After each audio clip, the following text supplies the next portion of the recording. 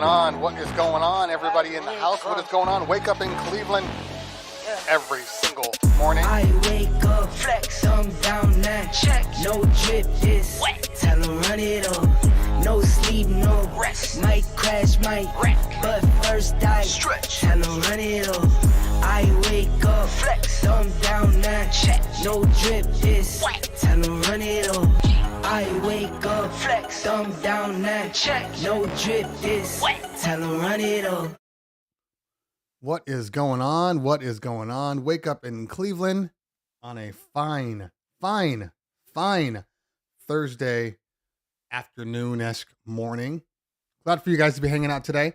We're going to do what we always do, which is, DJ tech stuff.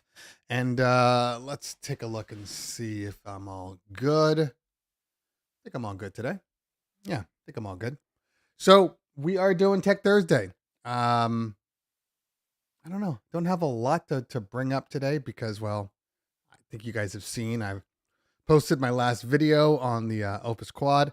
I see some comments out there from a couple of people about the Opus Quad, and that is fine. You are more than welcome to think the Opus Quad is the ugliest thing known to man. That is okay. Nobody's going to judge you for your opinions on it.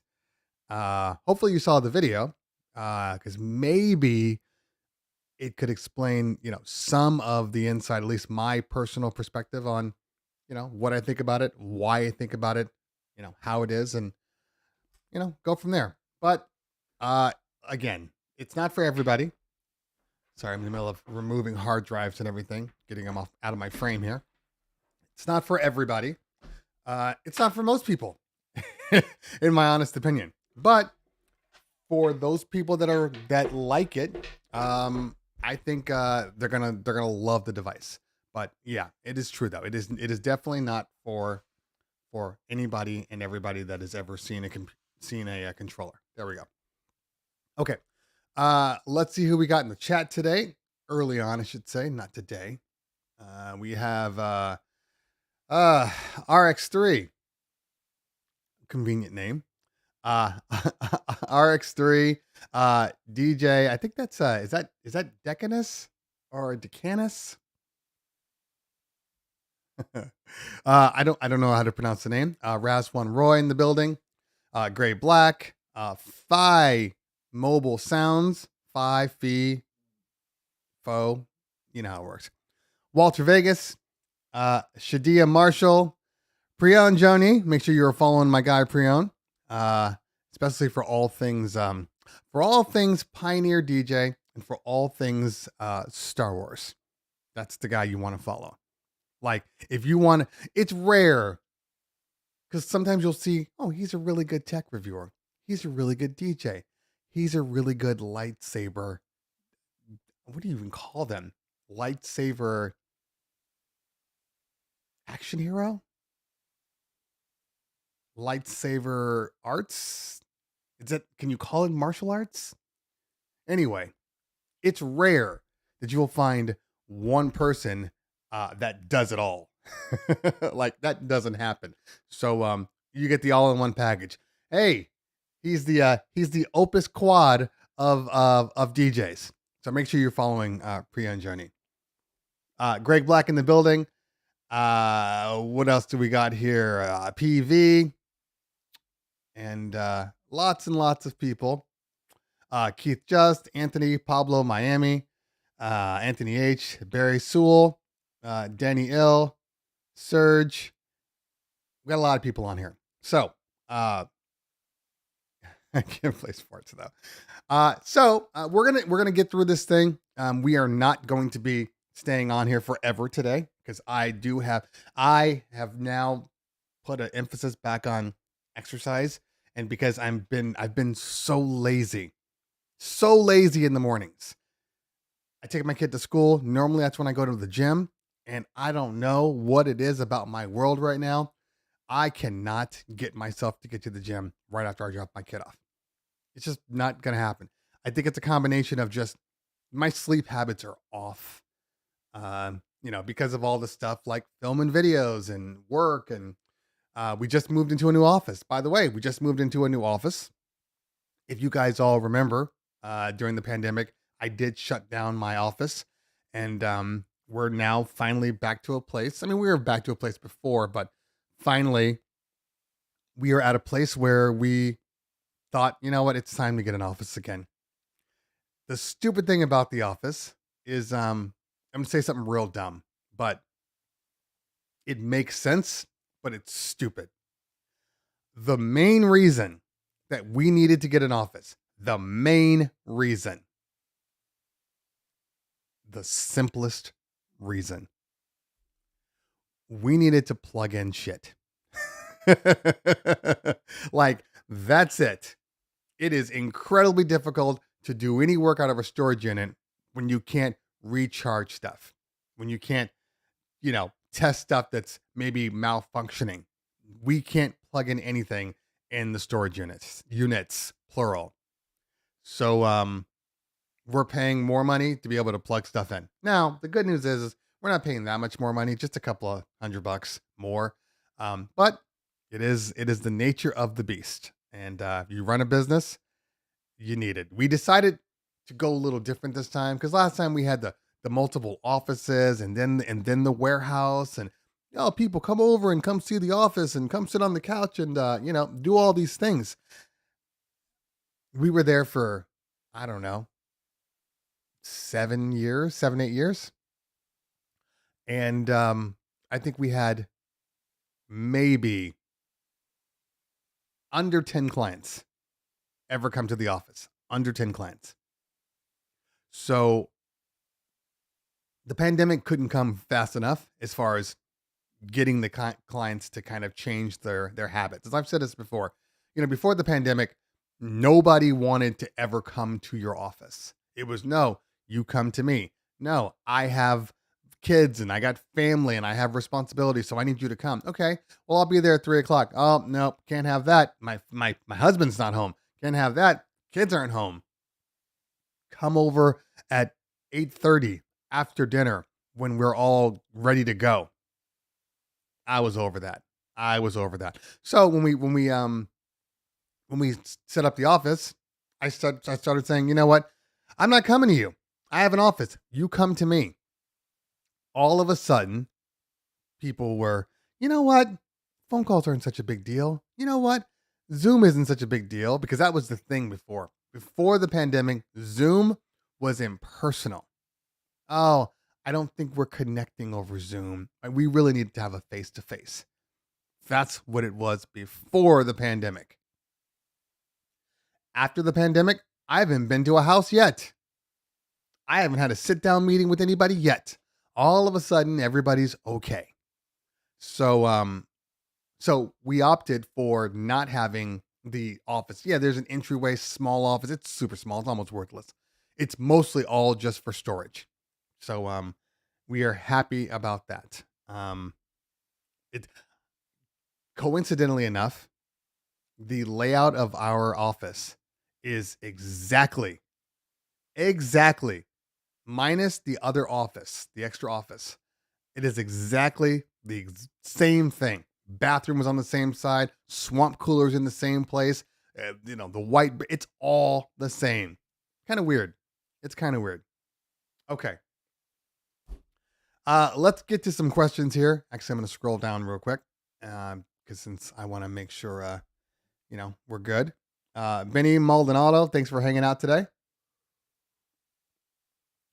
Yeah.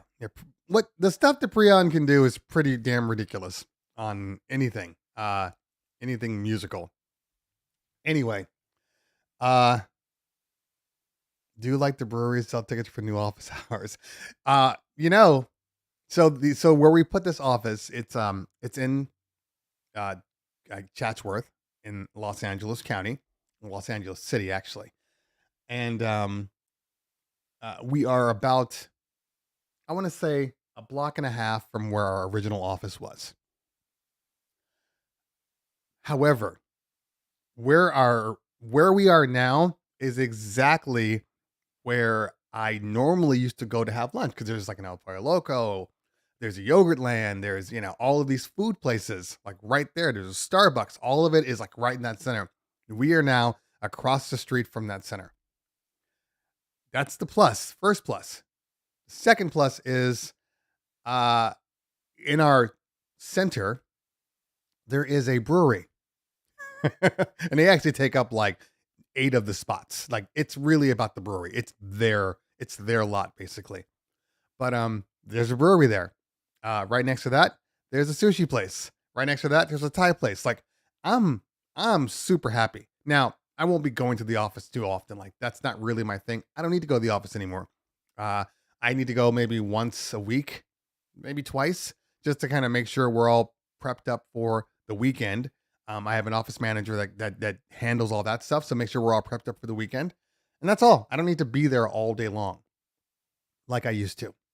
However, every so often when my family's getting on my damn nerves, I'm definitely going to the office. Oh, I'd love to stay here with all this noise and drama and loudness and kids screaming at one another and mom screaming at kids.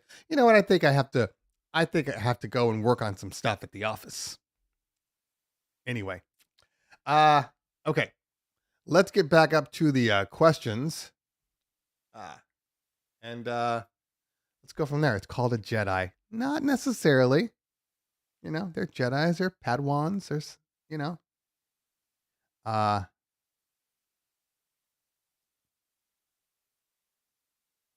okay. So we'll answer one question now, then we'll go back up. Ruben, one of my members. And by the way, somebody said that they could not find out how to become a member on the YouTube channel. So I'm just going to take a look real quick and see if they modified some things. But Ruben is one of my members. He's one of a few that have signed on and support the channel that way. I honestly appreciate everything that you guys do. All right, let's go to my channel. Here we go. But I'm not connected to the internet because I'm hardwired at the moment. So please hold.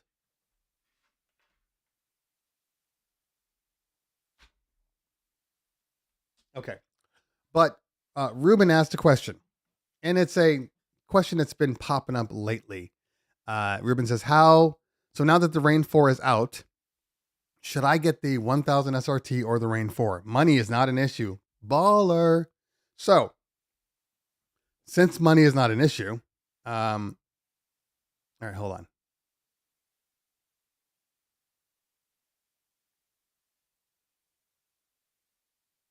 on. It's the join button. Okay. So if you're looking at my channel right now, you'll see there's a join option. Click on the join to become a member. That's how you support the channel. Okay.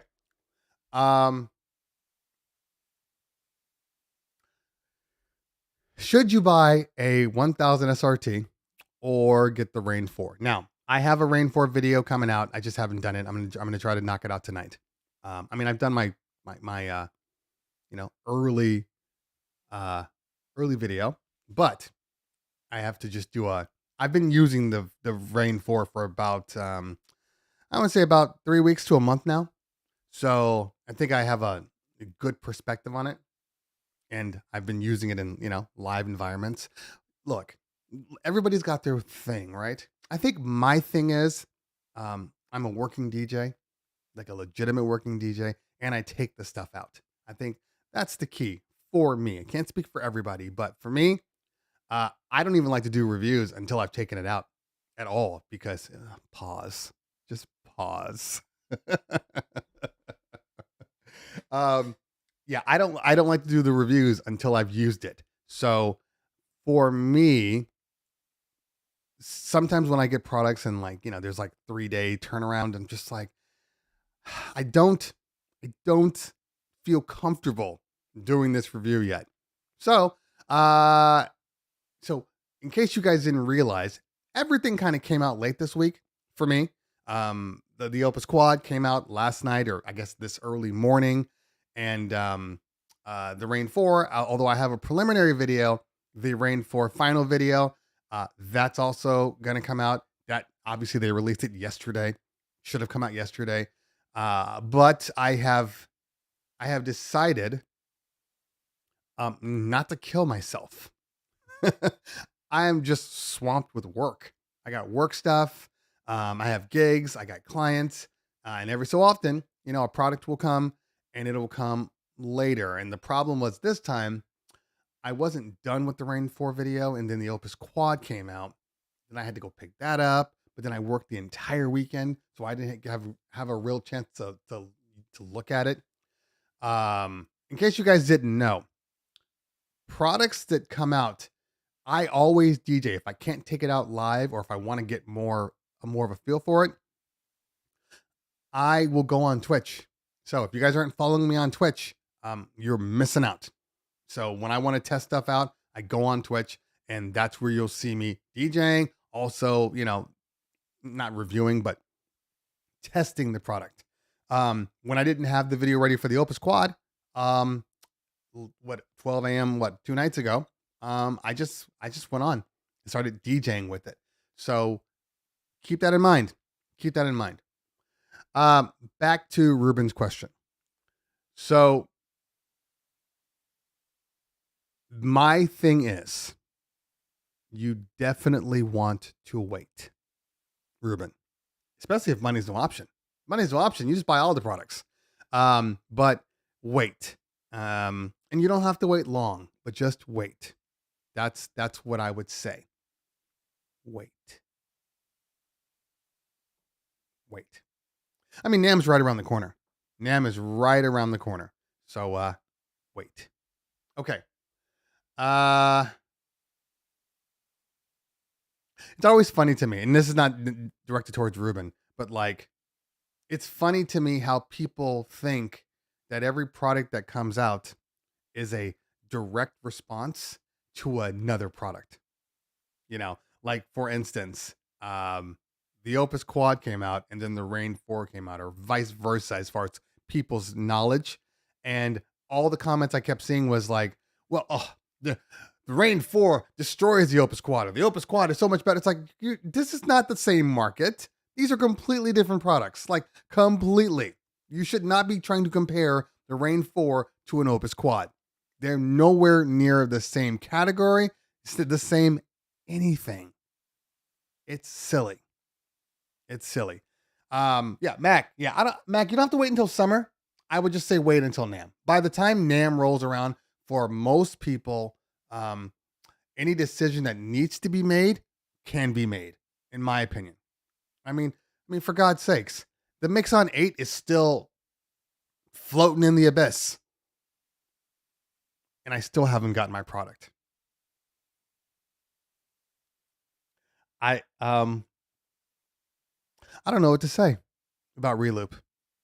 I think I bring Reloop up at least once every other week or so. I don't know what to say about Reloop. I'm actually kind of offended now. I wasn't offended before. Before I was like, okay, small office, just it's hard to find the right person to talk to. And then I go to NAMM, and everybody's like, Cleveland Terry, we need to get you product. No, don't worry about last time. That ignore that. Now we're getting you product. You need product. Cool. Let's do it. I am still waiting. I have not received anything, and I mean anything, from Reloop. You know what the funny thing is? I'm going to go to NAMM next month, and I guarantee you I'm going to see the same people, and they're going to be like, hey man, we got it for you. What do you mean you haven't gotten anything? What do you mean? It's weird. It is weird. And not so, they've ignored me. They send me emails. Hey, just want to make sure you still want it. We got some product in stock. Of course I do. Send it to me. Let's test it out. Crickets. Absolute crickets. So, I don't know. I don't know about Reloop anymore. I don't know. I guess my opinion does not matter to Reloop. Anyway. Okay. Conspiracy theory. Pioneer DJ, Rane, Reloop, etc. are all the same company and troll releasing products pretending there's competition while they plan their next move at the brewery next to the office. I like that. I like that a lot. You know, maybe I'll get more insider information if I buy a couple of pints. You never know. Okay.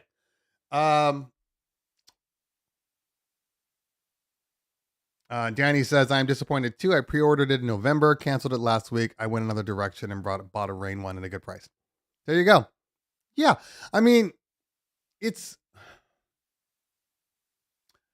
so I'm not gonna toot my own horn. I'm not gonna do that. Okay. But what I will say is I think you want to get it in the hands of people that can actually influence purchase, you know, increase your buying power. I know that, you know, people do watch my videos for my opinions. And I'm not saying just my opinion. I'm saying anybody who, you know, is of respected positions. I think you need to get it into the hands of those people. And it's not because I know I haven't seen one from Mojex. They're not sending out the product to anybody.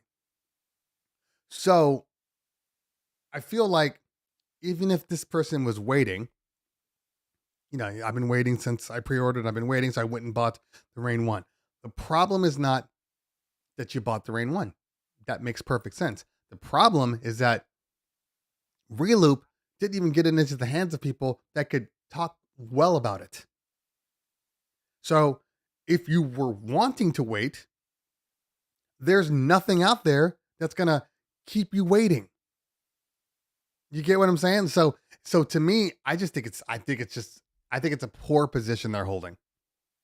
Just an opinion, you know, because again, I mean, it's not necessarily for me, you know, it's just like, there's lots of products I review that I wouldn't personally, use for me, just for the way I DJ, the events I do. There are just certain things that aren't right for me.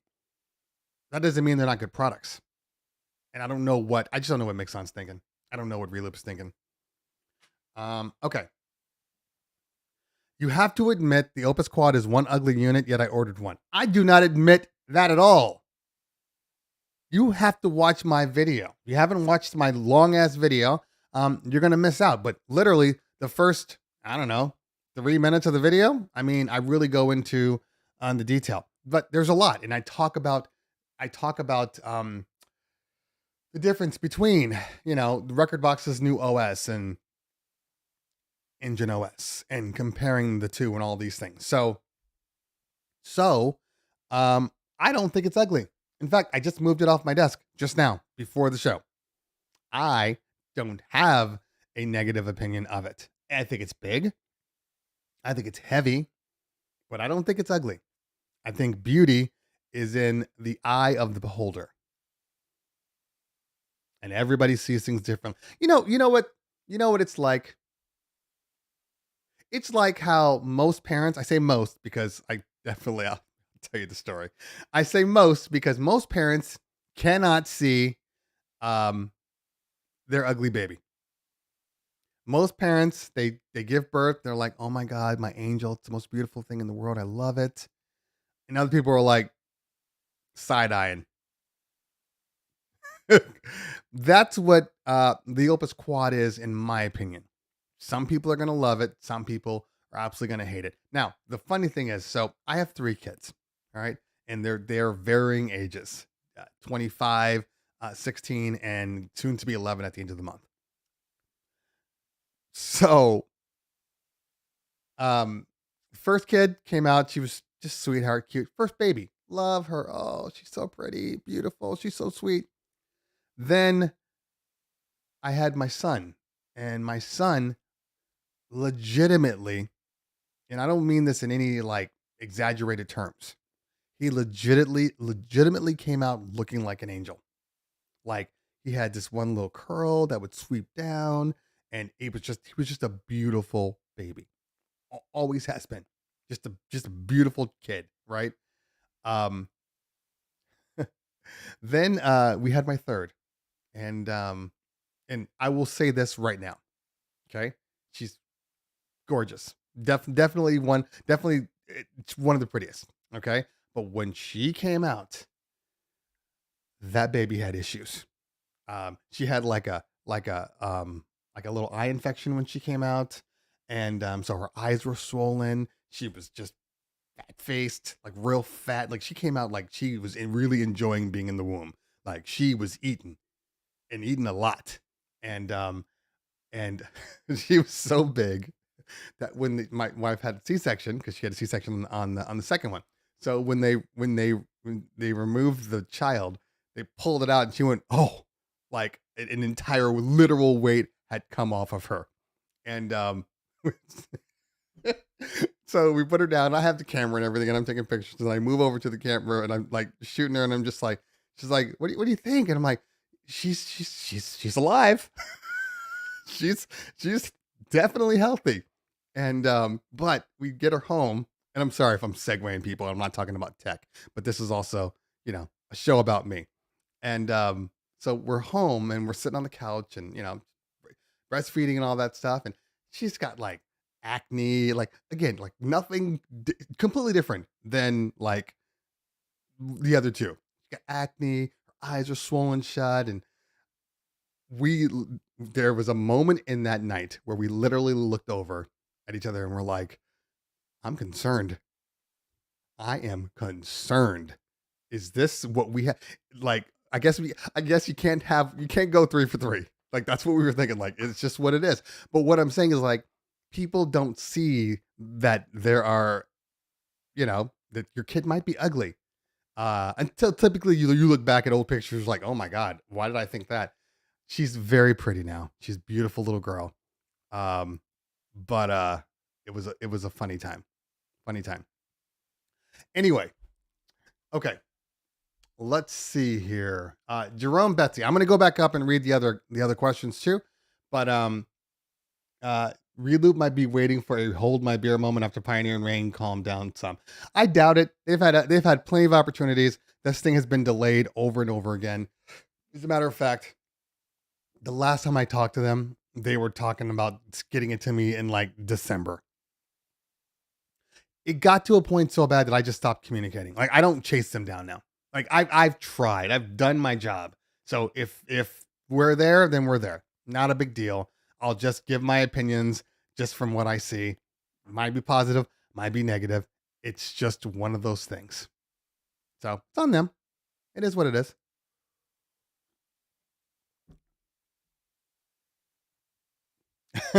Thank you, Matt. Oh man. Yeah, I had stories for days. Honestly, stories for days, but is that an extended Mojack's in the building. What is going on, fam? Good to see you. Yes, it was an extended metaphor about the Opus. We were talking about what people see and perceive as beauty. We know that you love the tech, hate the box. And I get that. I completely understand. Like I said, I'm just a different person. I like it.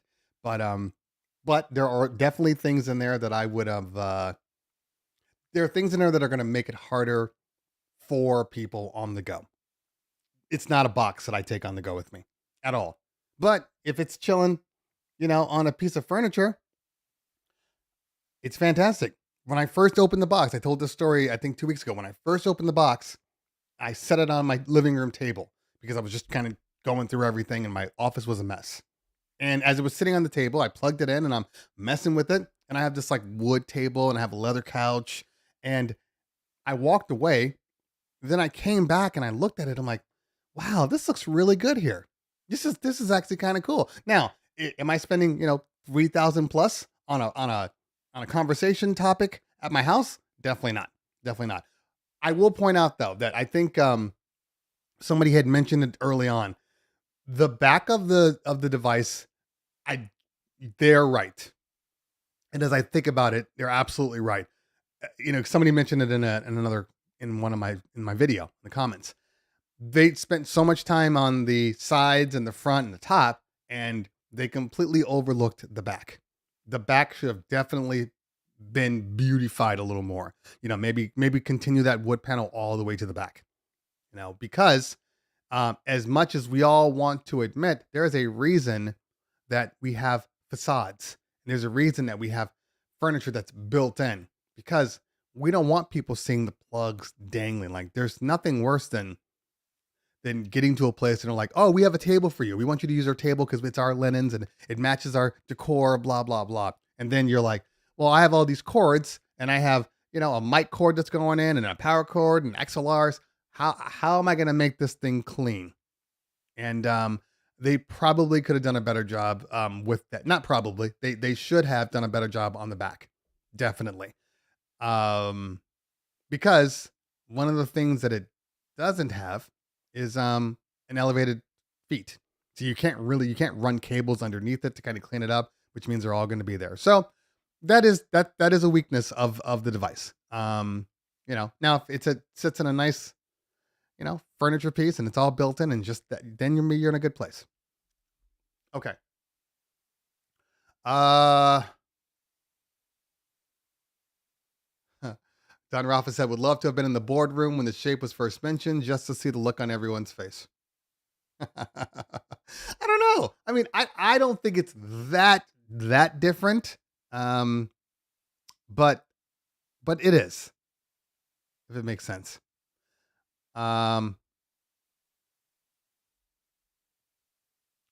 Okay. Professor BX in the building. Good to see you, man. Thanks for hanging out. But I like it. Again, watch my video because I think you'll see a different perspective on it. That maybe is a little different. Now, I have the fortune of releasing a video later because of my own fault.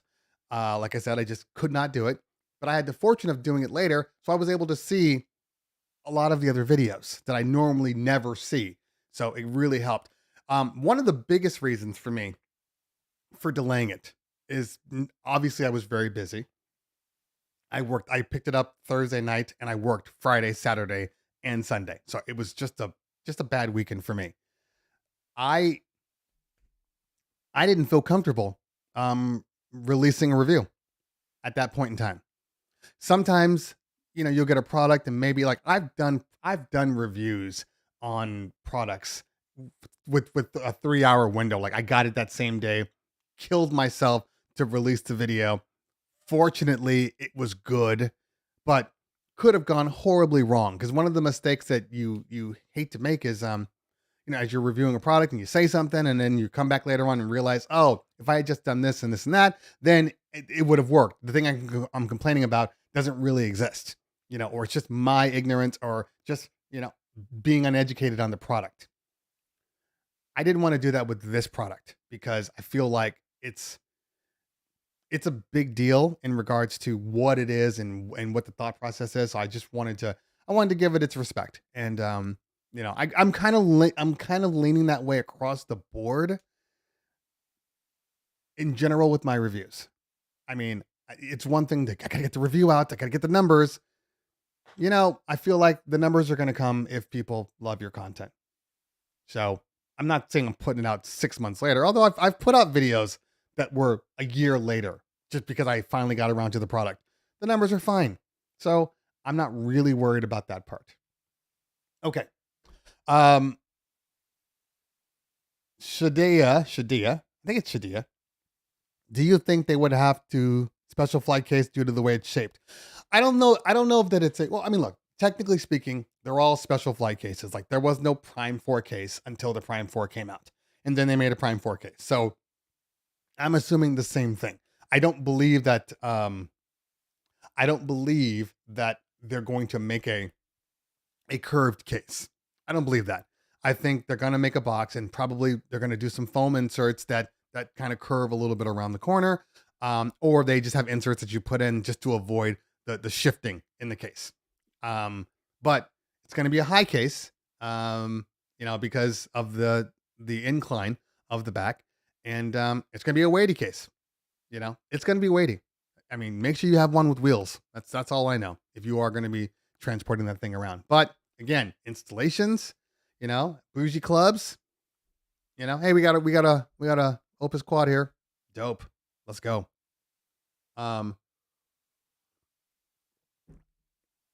Definitely worth the wait. More flexibility in the summer updates.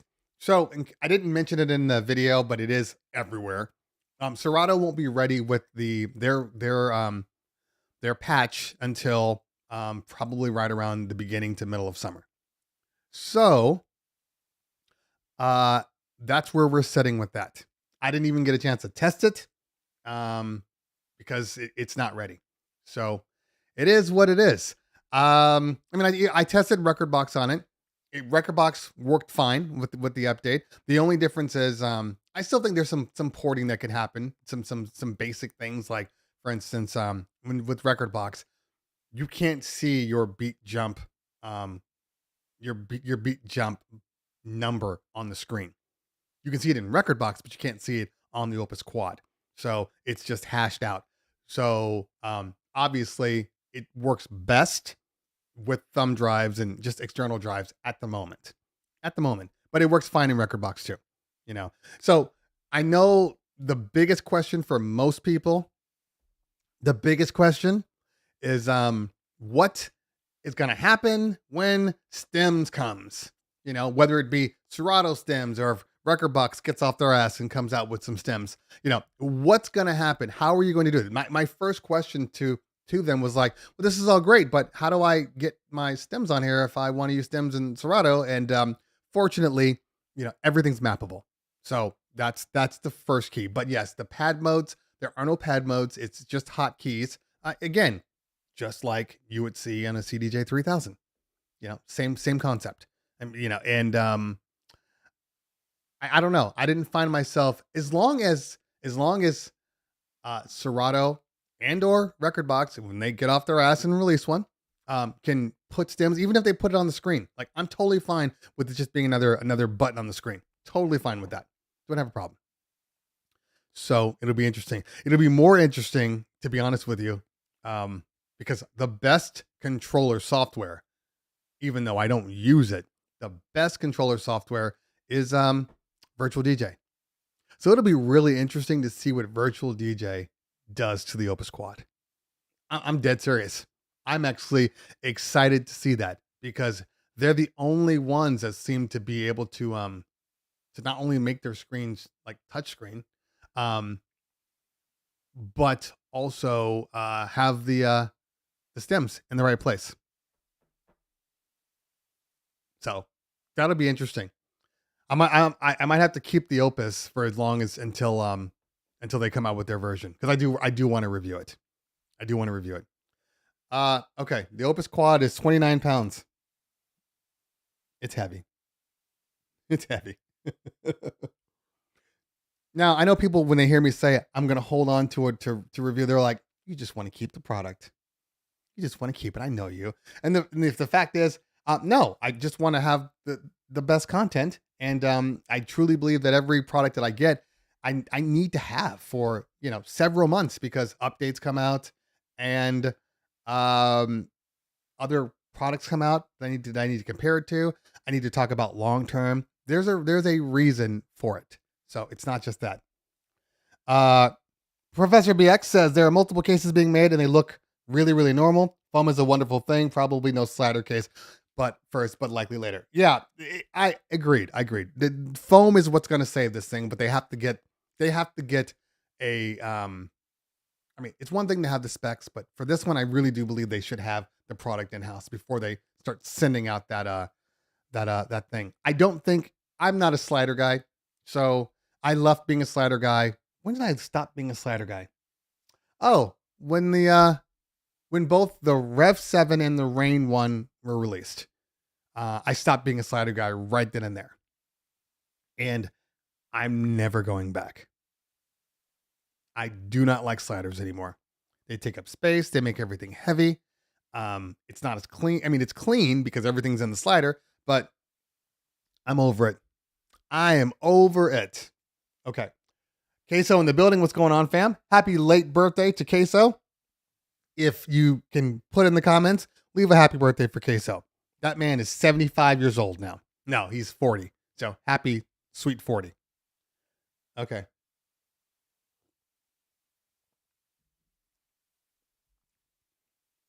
All right. Max says they're already on it since last year. I'm excited. Yeah, I'm gonna hold on to this until at least that comes out. Um,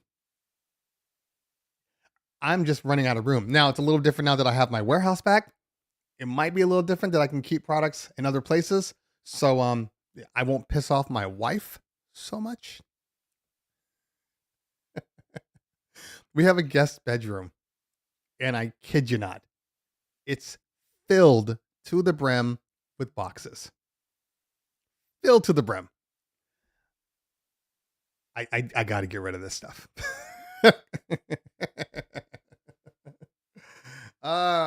Okay. Mac Joseph says stems are the future. Period. Yeah, stems are. Stems are. I mean, one of the things that I actually admit to when I was DJing with it, Tuesday morning, Monday night, I did find myself nothing else. Everything else was fine. The effects were fine, everything. But I was like, I miss my stems. I do miss my stems. I'm not a heavy stem user. But I do love to be able to take that bass line out, for easy transitions, especially because I'm doing, when I was using the Opus, the first, I don't know, hour was all like house, groovy house and K-Tronada and EDM. And then the second hour I moved over to hip hop, but I don't know why. I'm a little confused at why stems wouldn't be one of the most important things that a house DJ would use. I think it's if I were like a true pure house DJ, I'd be using stems all the time. Now I guess the argument is, well, they just make their stems, so they don't have to worry about it. But like I'd be using stems all the time. You need to stop acting like it's not. Yeah, I agree. There's too many people out there that have been saying, it's not real DJing and you need to just know the fundamentals. Yeah, you can know the fundamentals. I agree. But don't tell me that removing the bass line doesn't totally affect the way your transition sounds. Don't tell me that at the tail end of that transition, right before you get out, you hit the acapella only with the echo and it acapellas out. Don't tell me that that's not amazing. I'm not saying that people should just, the moment a new track pops in, you hit that acapella every opportunity you get, because not every song is built the same. So sometimes you're going to hit that acapella. Sometimes you're going to remove those drums and it's going to sound like garbage. Sometimes it doesn't know what it wants to do. And that's why you have to be aware of, what you're doing. And I do test cases. Like, when I'm playing music, I might just quickly just kind of acapella and acapella out just to kind of hear what it sounds like, like a sing along part, just to kind of hear what it sounds like. But, not every song deserves it. And I think it's all moderation.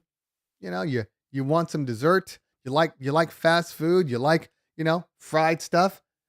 If you eat a little bit, you'll be just fine. If you eat a lot of it, it's going to make you fat and make you look horrible. And that's kind of the way stems are. People can go crazy with them and you just have a whole bunch of bad frequency mixing, or you can sprinkle it in. Queso says, do you think the Rane 4 killed the Rane 1 due to its pricing and what the 4 has and the 1 doesn't? I'm going to talk about it in my video. But I can kind of brainstorm right now because I haven't shot the video yet. Yeah. So there's 2 ways that I make videos, in case you guys didn't realize. Okay. Technically 2 ways. There is the way where, I'll script it out, and maybe there's less me, more visuals and product placement, that kind of stuff. So there's that way. And if I have time, or if I want to go at it at a different concept, I'll script it out. But then there's like the kind of talking head pieces, like I just did for the Opus Quad. I will do the same thing for the Rane 4 because I like for me sometimes the emotional aspects of it. And people have been saying now that the Rane 4 is out, the Rane 1 is it dead? Is it because of the price points? Should you buy it? Blah blah blah. First off, I don't care what you buy. Okay, you buy whatever you want to buy. That's the first thing I'm going to say. Secondly, they are 2 different two different things. Okay.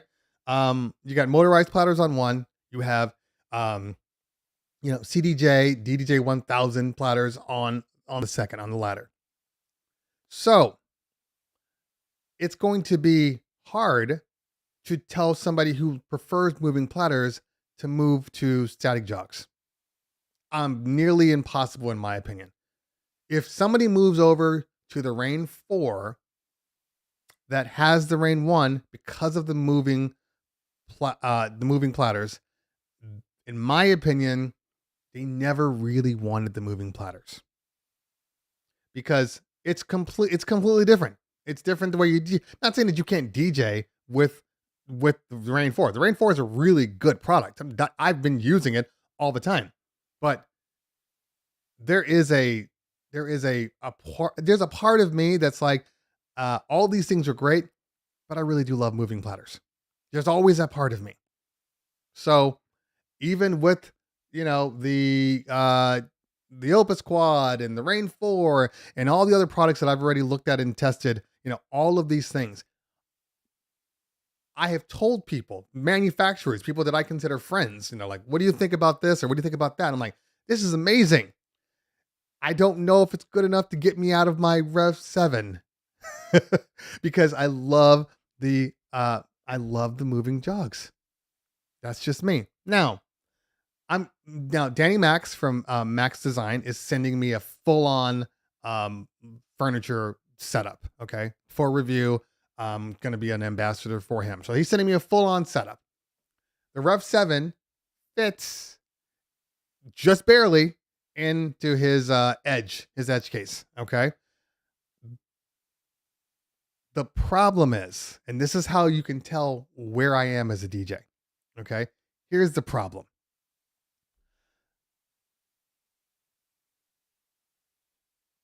Because I know that if it's in furniture, I am not going to be using that product every single weekend. I'm not Justin the DJ who always brings up the same setup. Like I have multiple setups. So because I know that I won't be using the furniture every single event, I'll use it maybe once or twice a month, depending on the type of event I'm doing. So because I know this, I won't put my Rev 7 in there in the box. The only way I put my Rev 7 in the box is if I bought another Rev 7. That's how much I love the Rev 7. The gold and black Rev 7, that's like gear porn. If I decide, because I have a couple of DDJ 1000. So what's going to end up happening is I'm going to skin my 1000 white, and then I'm going to put that in the case. That way, it's once or twice a month. I use the 1000. I'm good. No problem. I don't have a problem with the 1000. That's what I'm saying. I used the 1000 for 2 years. I used the record box version for 1 year. And then, and it wasn't even the first year. It was a year later. They announced it at NAMM, and that secondary NAMM, the NAMM after, when they did not come out with a Serato version, I bought the record box version, ported over to record box, used record box for a year straight. Then that next year, they finally came out with the SRT, and I bought an SRT. And so I have plenty of one. And then we have 3 more at the warehouse. So that's what's going to go in the box. That's how much I love my Rev 7. And I'm not ashamed to say so. I believe, why is the 1000 on back order? Because everybody wanted a controller. So the 1000 is what happened. As far as controllers are concerned, I believe that the Rev 7 is I believe, for me, I'm only speaking for me, the Rev 7, best controller I've ever owned, best controller I've ever used. People are like, so what do you think about the Rane 1 versus the Stop? It's the Rev 7. So what? Stop. It's the Rev 7. I said what I said. Nothing wrong with the Rane 1. I use the Rane 1 all the time. I still have it. And when things come up and I got to review things, I'll pop out the Rane one, especially if my Rev 7's is in storage and then I need something. As far as controllers go, I still to this day think, as of today, that the DDJ 1000 is one of the best controllers ever made. The DDJ 1000 to me is the same reaction response as the SX2 was when it came out, or the SX when it came out. You know, when that came out, people were like, I've never seen anything like this. This is dope. And then, you know, I didn't like it, the monochrome, so I ended up with the SX2, and then I was happy. Used the SX2 for the longest time. Then the 1000 came out. It was the first controller I was like, okay, it's time to go get back to controllers. And it's been great. The Rev 7, same thing in my opinion. Okay. Mulberry, do you know where Stem's info is stored internally? I do not know. If anybody would know, it'd be Professor BX, because that man's a techno geek, and he will go through all the text files and HTML to get to it. Okay. Keith just says all gear does not need to do everything. I have been saying this, and people, for whatever reason, don't want to hear it or don't want to believe it for themselves, because it's the same thing with speakers. Everybody's always asking me, what speaker should I get? What's the best speaker? What is this? What is that? And I'm like, well, what are you doing? Oh, well, I have this. I do this kind of stuff, and I do this kind of stuff, and I do this kind of stuff. Okay. Are all your parties exactly the same? Are all your parties 120 people in the same box, in the same room, at the same time, with the same power? You know, all of these things? No. Oh, they're different. You mean sometimes you might be outside, and sometimes you might be inside. Sometimes you might have a party of 60 people. Sometimes you might have a party of 300 people. So they're different. Okay. Well, if they're different, why would you assume that a speaker system is a one size fits all kind of thing? Why would you do that to yourself? Like, why would you have 60 people at an event and you're pulling out, you know, your JBL SRX 900 series, 2 tops, 2 bottoms? Like, why are you doing that? Why are you doing that? Bring a smaller setup. Why are you taking up the entire room with your speakers? So I think that every job demands a specific type of gear.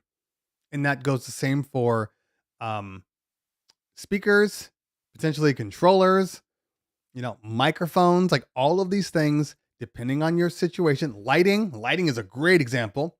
All of these things are specific to the event you do. So I have big systems for my big parties with trusses and moving heads and all of these things. I got small systems with like my Bose L1 and my my Versaflex light or a gig bar. Like, not every party deserves or pays for the same setup. And I am the first guy to tell anybody out there that your gear, the stuff you use, does not sell you to a client.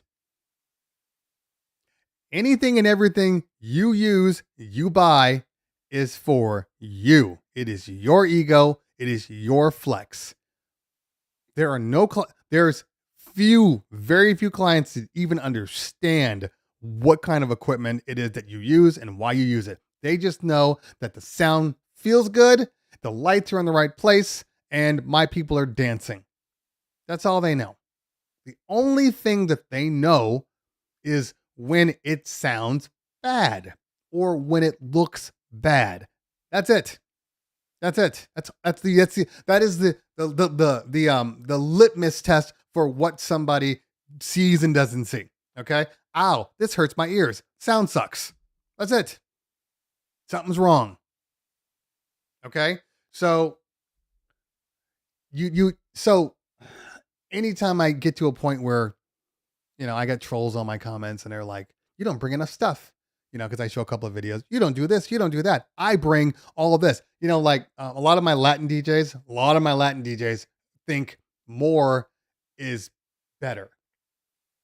I saw this not ad on Facebook, but a thing. It's like, why put your quinceañera in the hands of the guy that's only going to bring, 2 subs and 2 highs when you can have, and it was like 6 subs, 6 highs, and all the light show and everything. And I'm like, well, that's great, but you don't need all that for that party. So stop.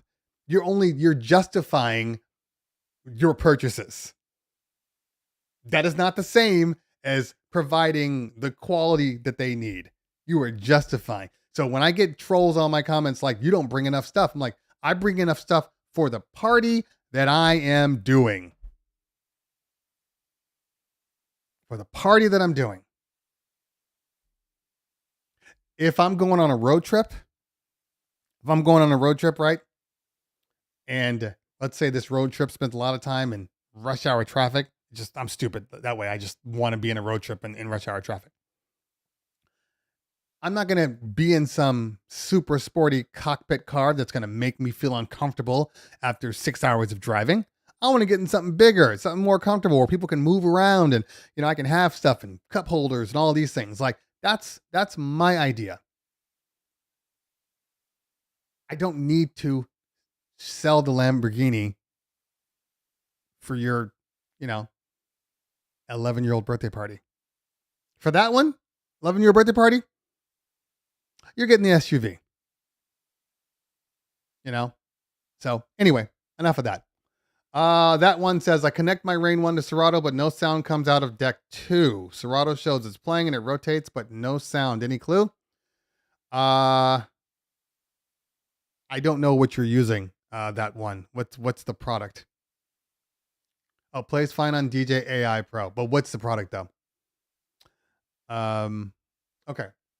Let's see here. Do you Mulberry says, do you know where stems? Oh, already answered that. I think Professor said something. Multi-channel container file similar to the special audio music. So basically Professor BX said it's in a place that you don't want to go. Mark Smith says, I think you will be seeing an announcement for a replacement very soon. Just my 2 cents. Okay.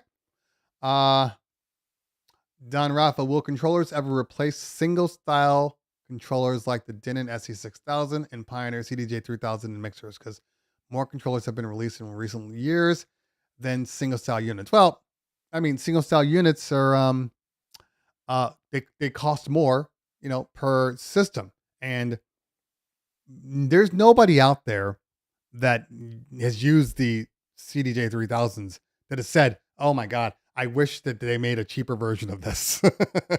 You know what I mean? Like everybody who uses the CD3000 is just like, if I had to get CDJs, these are the ones I would get.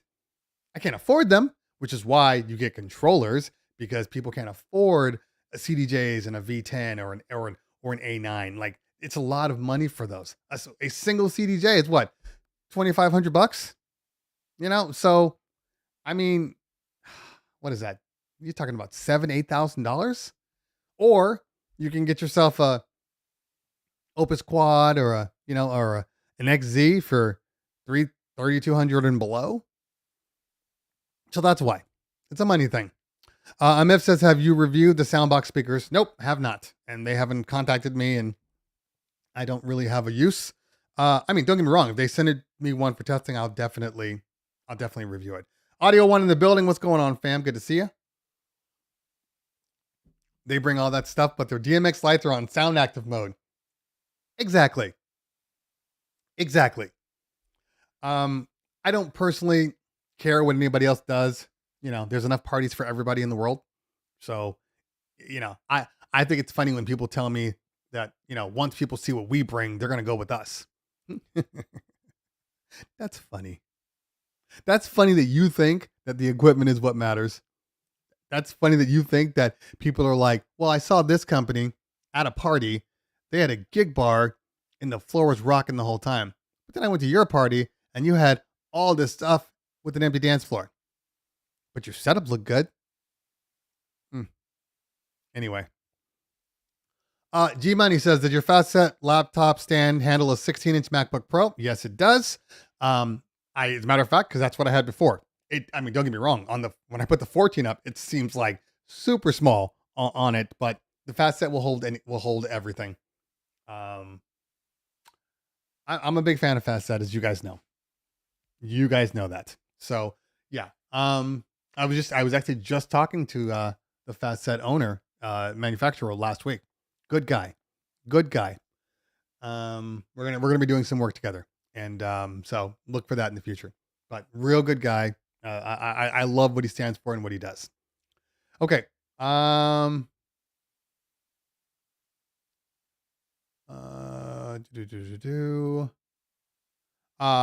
Maldonado says, what are good affordable lights? I believe that most lights out there are good. I think that like if we're comparing like par cans. Speaking of par cans, if we're comparing par cans, I would say that pretty much all of them, all the way down to like what is that, Rockford or Rock Skate or something like that. They're all good. I have seen and used name brand and non-name brand. I haven't had a problem with anyone. In fact, I would say that for most people, the problem with I'm hearing my phone go off. There we go. The problem with not name brand, but the problem is the problem with buying overseas is typically you have to buy a lot more. And that's usually where people, get turned off. Like when we were loading into our new office, we were putting in all the uplights, and right before the pandemic, we had a huge wedding. We were doing this mansion, and she wanted to uplight the entire house and outdoors. So we did the math, and we were like, we're going to need 60 to 70 uplights to do this right. So we bought our uplights from overseas. Before, originally we bought, we have several boxes of Chauvet Freedom Bar hexes. Still my favorite light, just because of the wireless protocols and that it's so readily available. All the Chauvet, D-Phis and all that stuff, and all their stuff, their D-Phis and their their XLR D-Phis. The one thing I will say about Chauvet, until their ILS came out, is all of their D-Phis work with all their products. So I didn't have to do anything when I got my D-Phi. I could plug my wireless XLRs into my movers, and then I was good. Also, I could take one of my uplights, turn it into a master, and then slave everything else. So I could still control, my movers and all that stuff. Because basically, before I put in the wireless XLRs, I would put the uplight underneath the truss, and then run an XLR down out from the light up into the truss. Now I had pretty much wireless a wireless system. So that is the only reason why I still use the Chauvet Freedom Bar hexes. Not because the Chinese brand isn't as good. Chinese brand is perfect. We have 6 boxes of 12, and they go out all the time. And we paid nothing for them. Nothing. Like I think I said this last week. A box of Chauvet Freedom Bar hexes with a case is somewhere around $3,500 to $3,600, give or take about $4,000. We bought pretty much all of our lights for that price. All 72 wood boxes and lights for that price. That's the issue. Okay. Let's see here. Is Mixed Master GNL in the building? If he is. Okay. Amiv has another question for me. If you could only, I guess, use one speaker to use at an event, what would you use? Music, DJ settings, small outdoor. See, this is what I'm saying. Money limit 1,300. There is no such thing as an only. If you could only, I don't live in onlys when I'm dealing with gear. Okay. Because I truly believe you need more than just one. Now, having said that, $1,300, speaker system, outdoor setups, Small outdoor setups. See, that's a flag right there. Outdoor setups require different types of speakers. You know, um, you can get away with a lot more if being indoors. You can have crappier systems, but outdoors, you got to get stuff that's a little better.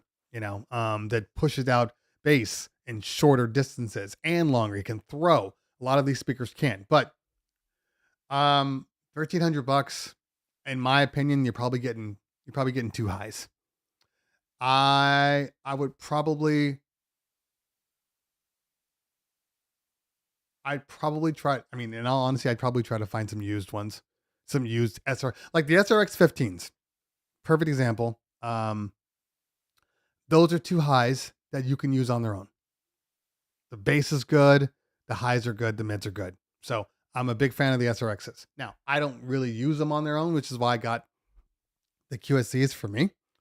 But I would never use the QSC 12s by themselves. So that's a hard one. In all honesty, that's a hard one. There's too many speakers out there. There's so many good speakers out there. I mean, I can ask one person, and you're all going to tell me 17 different speakers. I use Yamaha. I use Yorkville. I use RCF. I use QSC. I use JB. You see what I'm saying here? Like, there's a lot of speakers. Okay. When considering lights, also thinking about what you're going to use to control them. WMX1, sound switch, obey. Some lights don't work as well with certain controllers. Yeah. And Ratbone says I use sound switch and love it. I'm a big fan of sound switch. I don't think it's perfect. I don't think it's perfect at all. I think it's solid. I think it has some good features. It has good features and it does some good stuff and some bad stuff all at the same time. So it is, I don't want to say it's the lesser of two evils because I haven't used the WMX yet. As a matter of fact, I'm going to text my Zounds guy and have him send me one. So the WMX I've heard really good things about. I just, now that we're cleaning out the office, I finally found my ADJ wireless XLR. So I can go back to Light Rider if I choose to.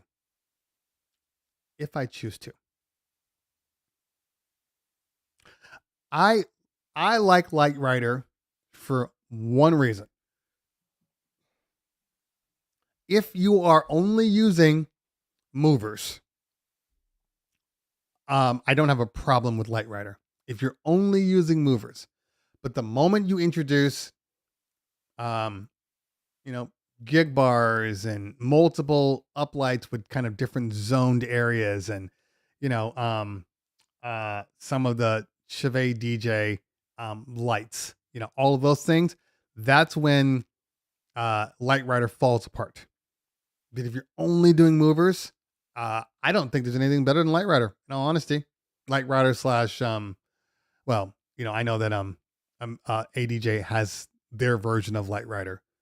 The only problem with Light Rider is not Light Rider. It's ADJ's wireless protocols because they disconnect. It's kind of unreliable. That's really the biggest deal. Okay.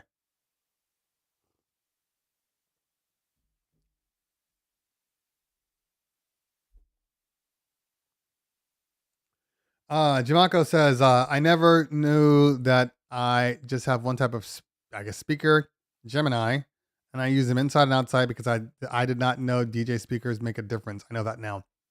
Yeah, I mean, when it's all said and done, your speakers don't have to be the loudest. But the sound coming out from 0 to whatever 100 is for that speaker has to sound good. That's it, but a perfect example, my Bose L132, and I think pretty much lots of line arrays out there suffer from this. If you have line arrays, and I'll speak specifically about the Bose, outside with nothing to bounce the speakers off of, especially the back bass that comes in and flips forward, you're not going to get the sound that you think you want.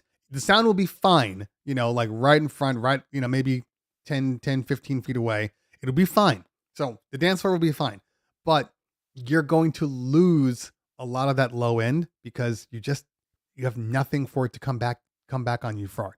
And those are kind of designed for that. Now I've used the Bose, my L1s in plenty of spaces, which is why I know that, because I've done parties where I've done parties outside, but maybe it had high walls across the area. Like there's this venue called Skirball that has outside events. I can use my Bose there because it bounces off the walls and comes back. That's great. But if I'm outside and I know there's a lot of area that I gotta get to, in all honesty, you gotta go with regular speakers in that respect. Looks like the Control One has come down to 230. Thinking about getting one. Look, the Control One's good. I use the Control One all the time. I'm going to say something controversial, and this is coming from a person that actually loves the way Sound Switch works. But I'm not dumb. I know that there's tons of stuff out there that works just as well. The problem with Control One is, well, look, I don't use the Control One in every aspect because I don't know. Sometimes it feels a little confusing. The live stream did not end because I'm still on unless I lost my signal.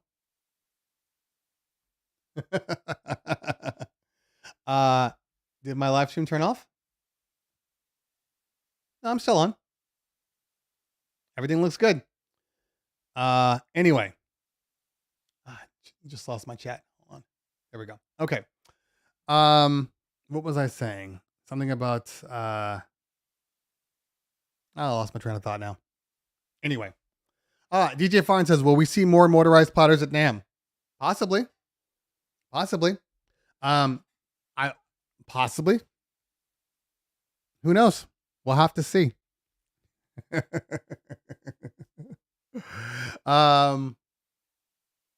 Yeah, we'll have to see.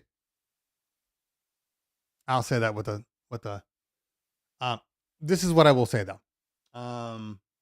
Anybody that's looking for like a Rev 7 or a Rane 1, anybody, there's nothing coming out with moving platters in that respect. So you are safe, in my opinion, to get your Rev 7 or your Rane 1. Where can I get DJ drops? Literally, Island Boy, type in DJ drops in Google. There's tons of people. Rob Ryan's one. A lot of these major producers and DJs, they do drops all the time. You have to pay for them. Funkmaster Flex does drops. All of those guys. Fat Man Scoop does drops. You just gotta pay them. So they're all there. DJ Puffy does drops. So anyway. All I see is the billboard. I don't know what that means. I mean, you're hearing me, so maybe you should hit refresh. Maybe I'll come in then. Or YouTube is acting stupid. It's been known to happen before. I will make sure because that's what I should do. Just for due diligence. First thing on there is live. Yep. We're good. Okay. NAMM. Sound Switch steals the idea from Pioneer and releases the Rev 10 with Control 1 integrated in lasers. Lasers coming out the box too. It's got to come right out of the Sound Switch box. And as a matter of fact, the Sound Switch has AI in it, so you don't even touch. There are no buttons. There's just a laser coming right out of the top, and you just mount it up on you mount it on a Chauvet gig bar, and it wireless connects to the Chauvet gig bar ILS, and everybody's happy. At least Chauvet and Sound Switch are. Okay. Maybe that's why the SC6000 is down to 1400 now. No, I think sometimes guys, people want to sell their products. And if their products aren't selling at a specific price point, some companies, not all companies, will adjust them for the market. And maybe that's why.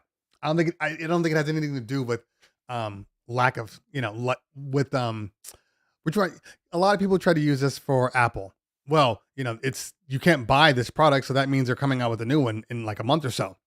Sometimes that's true. A lot of times it's just maybe the demand is just too high and they don't have any product. So Who knows? Okay. Let's see here. Microphones and batteries not included. With the new 3.0 update with engine, can you get a different set of samples on both sides? I think it's just one set. I haven't gotten into it yet, but I believe it's one set that you can use on both sides, but you can get different. I know what you're talking about. I think it's one set. Jam Master D screaming at us. Have you heard the line array pros from Bose? They sound amazing. Which line arrays are you referring to, Jam Master D? Which models? Okay. Amif said, ask RCF 45, Art, MK4. There can only be one. First off, the RCF 45A and the Arts are different speakers. I did read up or watch the video on them from a guy I truly respect, from DJ's Guru. And basically, one has better sound, one is more durable. Like one you can knock around and it'll be just fine. I think that's the Art series. The Art series is bigger, bulkier, but it's definitely more durable. And then there's the other series which has better sound, but you gotta take care of it a little more. Daryl says, are you going to the Marquee show this year? I have no idea. No, I am not, because it's in June. It's June 28th and 29th, I think, and I have a wedding on the 29th in Seattle, so I will not be at the Marquee show. Okay. Matt Ames prediction 2024 Rane 4 mobile, or I should say moving platters. Similar to Rev 7 having a gold edition drop a year later. Store exclusive, perhaps.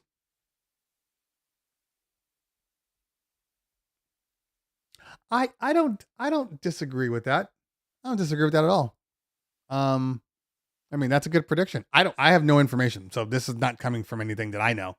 I just know that I've already said this. Look, it's cool that Rane decided to go after Pioneer DJ on this Rane 4, to compete with the DDJ 1000. That's cool. I get it. It makes perfect sense. I understand it from a business perspective, to be able to, you want to open up your market a little bit. You don't want to just be stuck to the, DJ's DJ kind of guys, so I get that. But, it's still in the back of my head that had this been the Rane 4, had it had moving platters, I truly believe that it would have sold 20 times better than it's going to sell.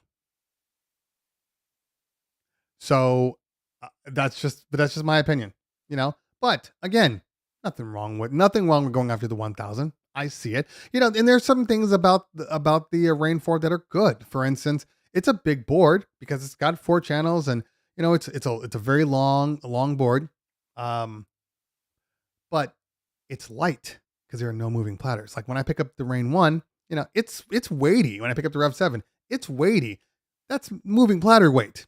So if you take that Rane 4 and then you add moving platters into it, I just don't think they were ready for it. I don't truly believe they want to make a new Newmark, because that's my running joke forever with the old NS7. It's too big and too heavy. So I don't believe they're going to come out with a Rane 4 with moving platters. I think if anything, they'd come out with a Rane 1 with not moving platters, Rane 1 with a better mixer section with standalone effects. That's really all they need to do. They come out with that, they make it a little wider for the standalone mixer, and with its effects. I think that's all you need. I don't think you need a 4-channel behemoth, or else we're all walking around with Opus Quads.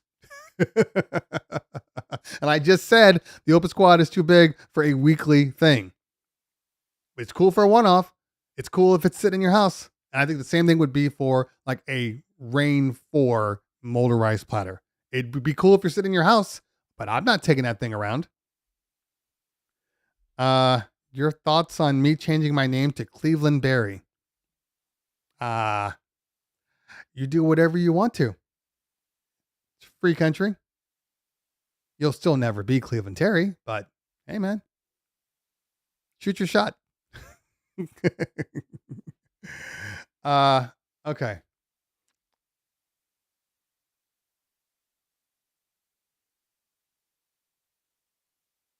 So Party Lot Events says he bought the 6,000.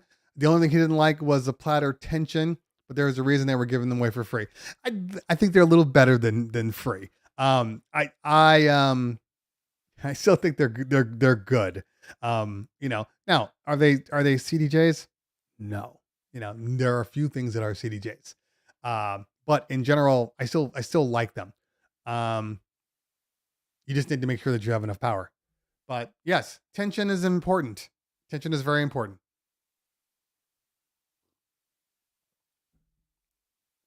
Okay.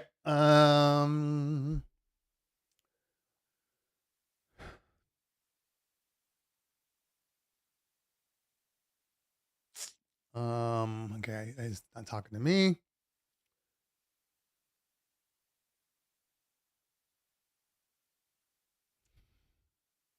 There are people just making random comments all through this thing. So I'm gonna give Beef Fields the benefit of the doubt and assume that he's just being funny and not being a troll. So we're gonna see.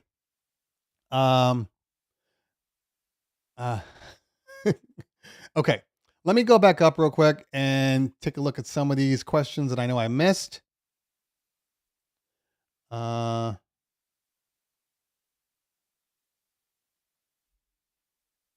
While I look at the old questions, I'm going to go to a commercial. Please hold.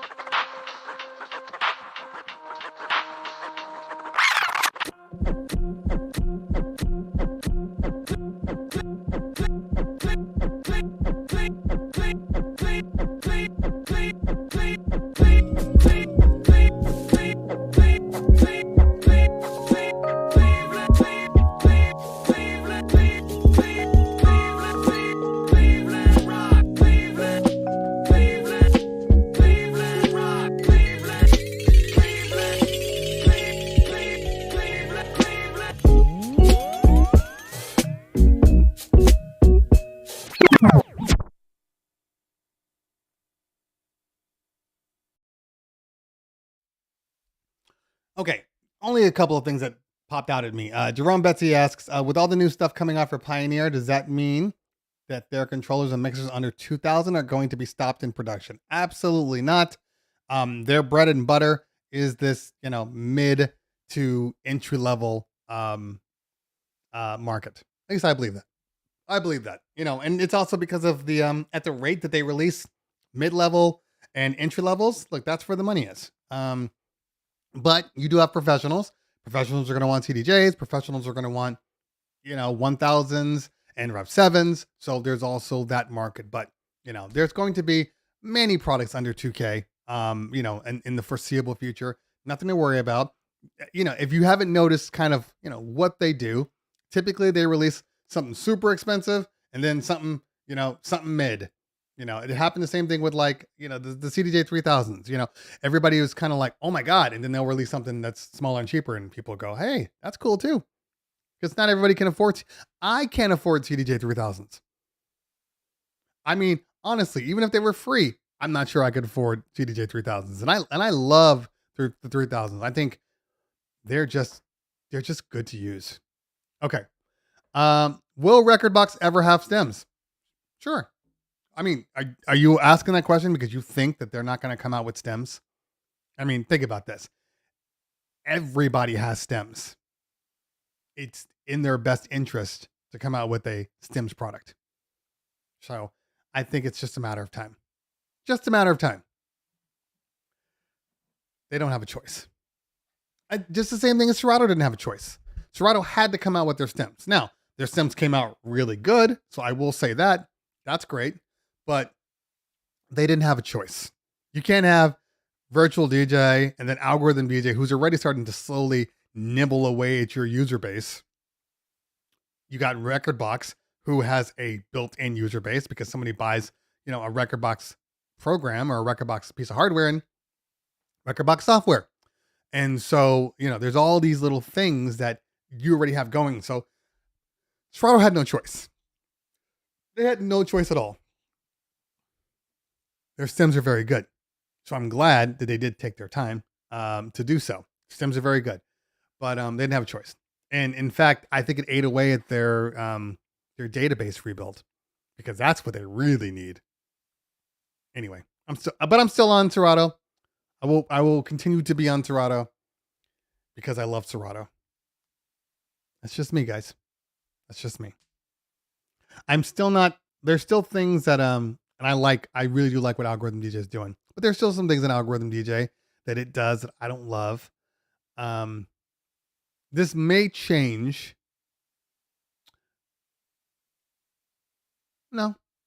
Anyway, I still have it as a backup though, and virtual DJ. And maybe that's the problem. I got all this gear and they all require different pieces of software. Like if I want to use the Prime Go here, I can use it, obviously internally, but I can't use it with like Serato. If I needed to use a computer, I can't use it with DJ. I can only use it with virtual DJ. So, I'm without options. But if I'm using this Denon Prime Go, it would have been really nice if DJ, I could pull my iPad out or my phone. So, okay. Upgrade controller budget 7,700 to 1,000. I don't know. What do you want? You guys, look, remember this. I have my opinions on what I think are good for me. And then you have your opinions on what you think are good for you. So if you just tell me best controller, 700 to 1,000, that's not a fair question. You got to tell me, what are you looking for? What are your things that are important to you? There's so many variables. I've been doing YouTube too long. I'm too patient with people. I used to be like, no, man, no, this is what you need. Trust me. It's the only thing you need. Now I'm like, hey man, you got to do what you want. You got to do what you feel. I don't like it, but hey man, you're you.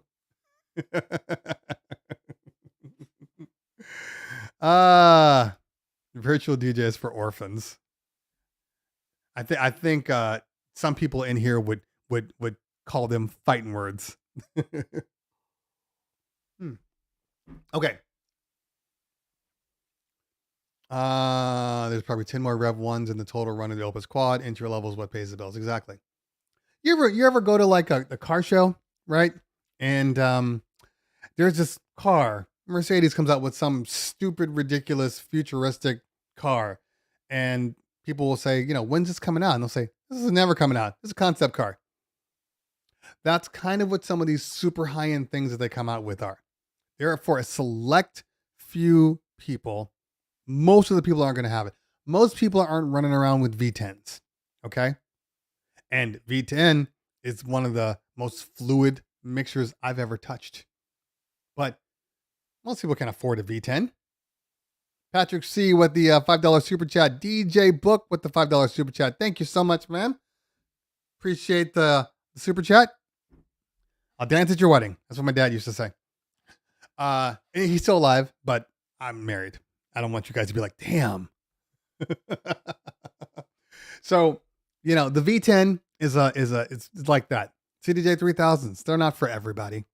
You know, they're great, but it's top level stuff. So when you can't afford that, what are you doing after that?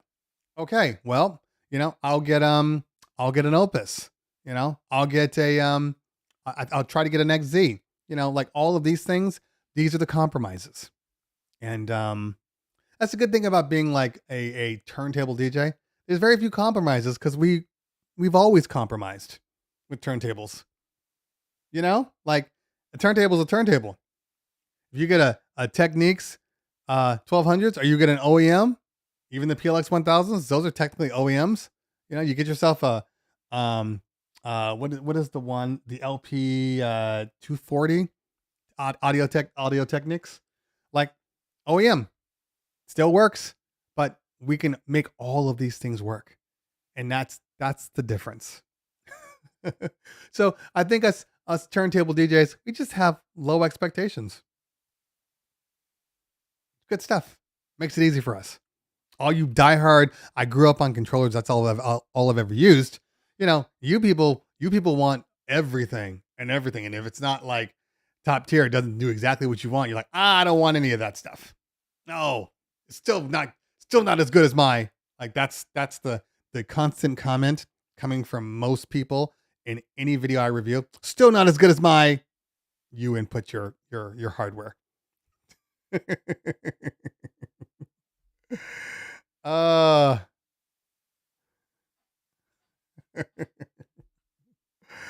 Oh, anyway, the CDJs break easy though. I don't know. I think everything breaks easy if you don't take care of it. I mean, I don't know that they break. I don't think they break with like general wear and tear. Like if you're just using them the correct way, you put them in a case after they're done, you take them back. I don't think they break that easily though. Like I did a video about my Bose, my Beats Solos, and the video was like they don't last. I have not run into that with the CDJ 3000s personally. DJ Bar in the building. CDJs do break easy. What are you doing with your CDJs that make them break so easily? I'm just curious. What are you doing? Good to see you, fam. I didn't even know that you still come on YouTube. I kid. When you go to YouTube now, does it say you haven't been on for a while? So please put in a new password.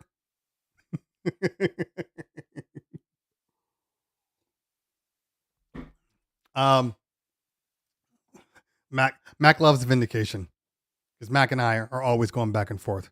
So Bar just gave him vindication. You ruined it for me, Bar. You ruined it for me. By the way, let me know if you're going to NAMM this year. Let me know. Okay, DJ Book says, what do you think about Spinelli bullying his way into Pioneer to get products for a review? Yes, DJ Bar, but have you owned CDJ 3000s specifically? That's the question. Because the build quality is better on the 3000s. That's why I'm asking. I'm not talking about anything else. The 2000s, the XLs. I'm just saying the 3000s specifically. I will give my take on Spinelli. I'll do that. Okay. Let me think about exactly how I want to say this.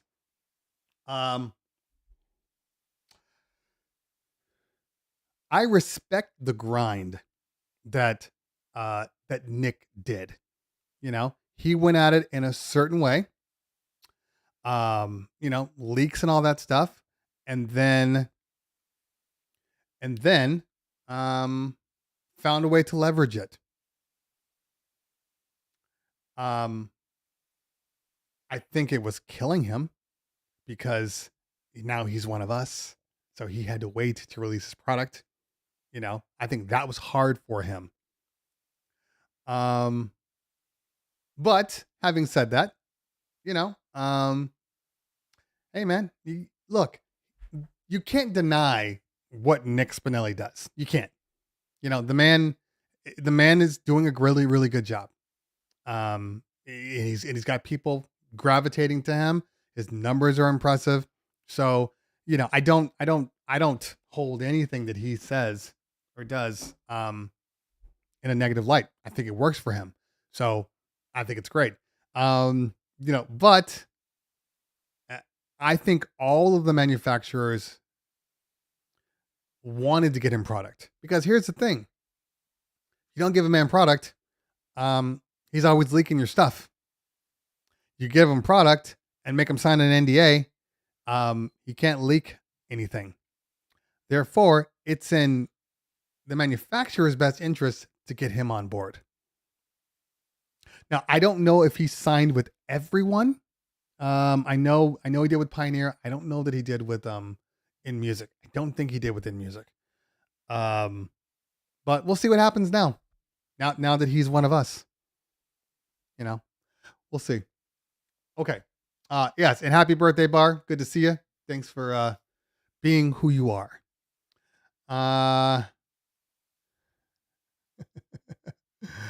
All of the club, 15% of the CDJs are working. Play and queue buttons are always busted. Okay. I understand that. I do. Because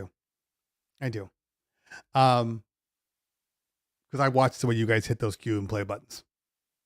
I don't think it has anything to do with Pioneer DJ. You people are heavy-handed. Like, you guys lean on CDJs like they're furniture. Okay. Very diplomatic. No, I look, I talk to Nick all the time, and we've talked about all of this stuff, and why he chooses to not do what he does, and why he decides how he decides. So I completely understand why he chose it. And if I were just starting out and were able to do that kind of leverage, I would have done it too. Make it so where my demands. Now, I haven't watched Nick's video yet. I have not watched his video yet, so I don't even know how it is. I'm sure it's good. Nick's a smart guy. He can make a video good. But now it's interesting because there are other YouTubers now filling in that spot. It's very interesting. It's very, very interesting the way people work. Okay. Professor BX says, leaking doesn't guarantee your product. Just ask your best buddy who plays the full songs.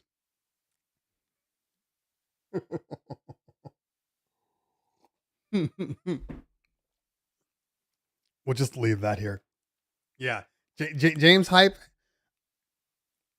he probably needs a new CDJ every event, in my opinion. And an upfader also. Okay. What do we got? 11:50. I got 10 more minutes, and then I'm gonna get out of here.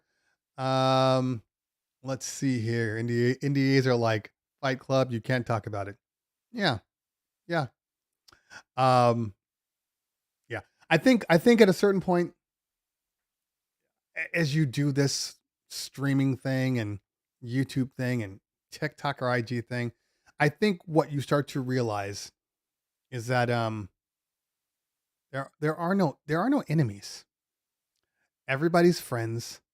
Everybody has a way of doing their videos, their product reviews. Everybody is different. Everybody steals from one another as far as like, I'm sorry, I was just caught off guard by a comment in my comment section that I can't agree with. Anyway, everybody's different. And I think once you get to a place that you're in a happy place, you know what I mean? Like you're very content about how you how you do reviews, how you run your channel. I think once that happens, you are a better presenter. When you're not trying to be somebody else, when you're just trying to be yourself. And that's kind of where I am now. I just want to do what I can do, and I want to do what I can do well. And if I can't do it well, I don't want to do it. But it has absolutely nothing to do with what other people, the content they make. Now, I might see a video and go, wow, that cinematography is really good. I like the way he shot that at an angle like this. I'm gonna start to incorporate that into my videos. That is different. But I'm not trying to be anybody but myself now. I don't know if you guys have noticed it, but even I have noticed it just in my delivery for my videos. It's completely different than it was before. I am exceptionally calm and content with where I am. Now, there are things that I still want to do. I can always improve, and sometimes sometimes timing makes for lesser quality videos. I understand that. I know what happens, but in general, I am who I am, and that is it. Which is funny to me because I've run into situations where my natural voice, my natural style when I'm talking about products is happy, is excited. Like rarely will you see me look at a product just angrily. Like that doesn't happen. So I will deliver a review for a product and people will say, "Oh, looks like this is just an ad." Like because I'm happy, because I don't have a whole bunch of bad things to say about a product, that means maybe they just make good products. And maybe I'm just delighted that a product is what they say it's going to be. Because that's a big deal. I get products all the time, and there's a lot of promises.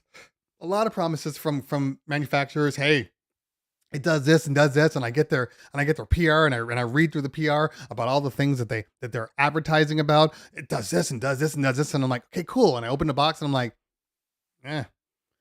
it doesn't look like it does this. It's half the things that it's doing. So when I open up a product and I'm just like, this is a good product. Why am I going to spend time just harping on the negative? I'll talk about the negative. I always talk about the negative. There's not one time in the video that I did not talk about the negative, but sometimes negatives are few and far between. And in all honesty, if you watch people's reviews, if you're a manufacturer and you watch them to kind of get a perspective, you'll start to see that there are certain things that if you just change, that review goes away. I mean, that negativity. And I think a lot of companies, some companies are understanding what it is that people want.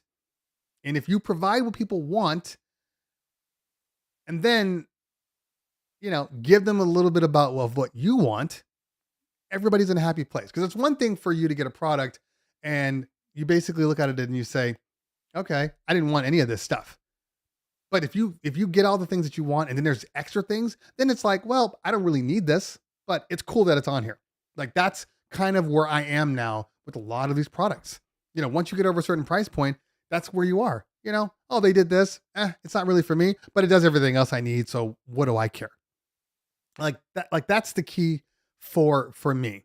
So it is rare that there are bad products. There are decisions that are made with manufacturers that maybe I don't agree with, or I don't like the design styles or the design cues or, anything and everything. There are things like that exist.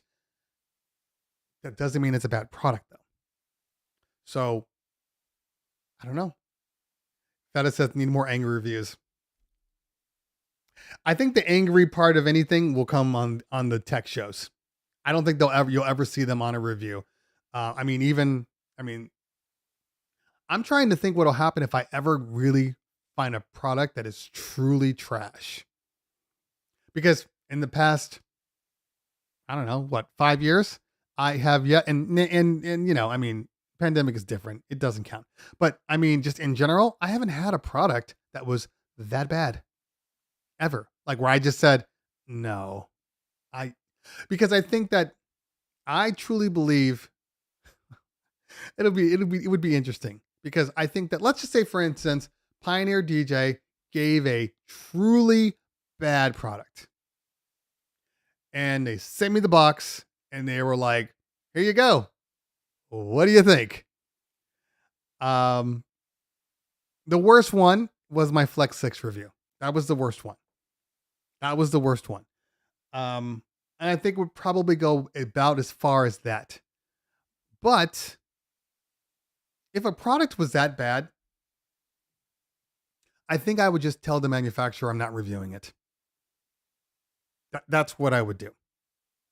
Now, if I bought the product myself and it was trash, maybe I want to do the review on that. That's fine. But if the product was just bad, I would literally just let them know, hey, I don't think this is a good idea. I think you should pull all the reviews.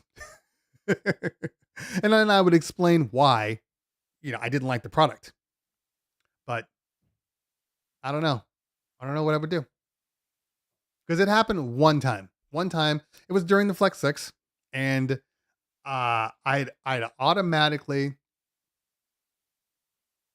This happens a lot with Pioneer DJ and Serato, where a piece of gear will come out, and maybe I default to Serato, so I just open up Serato naturally and just start working off of it, and then I'm like, oh, why does it do this? Why is it doing this? Oh, this is weird. This is not the expectation when I turn this knob. Like, why is it doing this? And then I will go to Record Box, and all the problems that I had are gone, because it's always designed for Record Box with Serato as kind of an afterthought. Or maybe just the way that Record Box controls like their sound output, and the way effects and things branch out throughout the device. Maybe they look at it, maybe they have it programmed differently than Serato, because Serato is still a box, right? So when you bring in your new equipment, it has to line up with all the things that are already in the Serato box. Like, it's rare every so often that you're going to see Serato really making key changes to their hardware, to their software, to match hardware. They do that on certain things, like for instance, when Scratch Bank came out, that was a completely different new programming. Even with like the Rane 4, with the Rane 4 being how it is. And I'm assuming that when new products come out, you're going to see those things too, but I feel like they have to be flagships only. Like, it seems like Serato only works hard on flagships. So I'm thinking that, like, even with the Opus Quad, I'm thinking that Serato's implementation is going to be better than I'm expecting right now.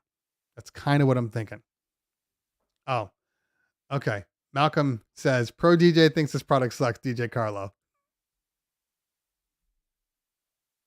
I haven't watched DJ Carlo's video yet either. He just commented on my video this morning. I'm going to look at it. But here's my thing I will say about DJ Carlo. First off, DJ Carlo is an incredibly nice guy. Incredibly nice guy. He's also the king of clickbait. And I think, what's easier to get people to watch your videos? If you say something's trash when everybody else is saying it's good, or just saying it's good. You know what I mean? So I think he understands the way the game is played, and he plays the game. He plays it hard, plays it to win. So I don't have any personal issues with the way he does things. And, I know that he's very vocal on when, he doesn't like something. And that's fine. That's his style. More power to him. I can't believe Pioneer DJ makes new equipment that doesn't control stems. Why? Ben? Honestly, answer that question. Why? Their CDJs don't control stems. None of their all-in-ones control stems. Last time I checked, none of the all-in-ones for InMusic control stems. So why would you just assume that they should be coming out with something that should control stems? You get what I'm saying? Because there's people out there right now that that use CDJs and CDJ 3000s and V10s, or coming soon A9s, and their house DJ, whatever. They don't even care about stems. Those people exist. Why? Because they probably already have the acapellas and the instrumentals already there. So and Victor says stems is in Record Box. So look, we all know it's coming. It's coming. But I think what is to be said here is that why have, if you're going to come out with stems the same way that the Rane 1 did. The stems was announced when they had a product that was dedicated to stems. So it stands to reason that when Pioneer DJ releases their product, it's going to be a product that they introduce stems with. It just stands to reason. So this all-in-one controller, that's not what this is. You know, that's not what this is. This is for the people that love CDJs, that want a all-in-one unit. They want something for their house. You know, they want something for their mobile gigs because maybe they're not taking the CDJs out. There's a lot of things here. No, Mojax's thumbnails have become memes. I have no comment on the thumbnails. Whatever works, whatever works.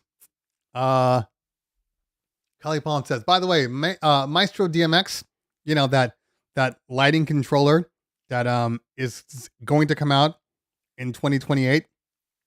I think it's supposed to come out this year. But it will have ArtNet compatibility, making it the first professional grade A1 DMX controller. I mean, kind of. I mean, Light Rider has ArtNet compatibility. I mean, in reality, I'm using ArtNet on Light Rider right now. But having said that, it's great that it does have that feature. You know, although I think most people,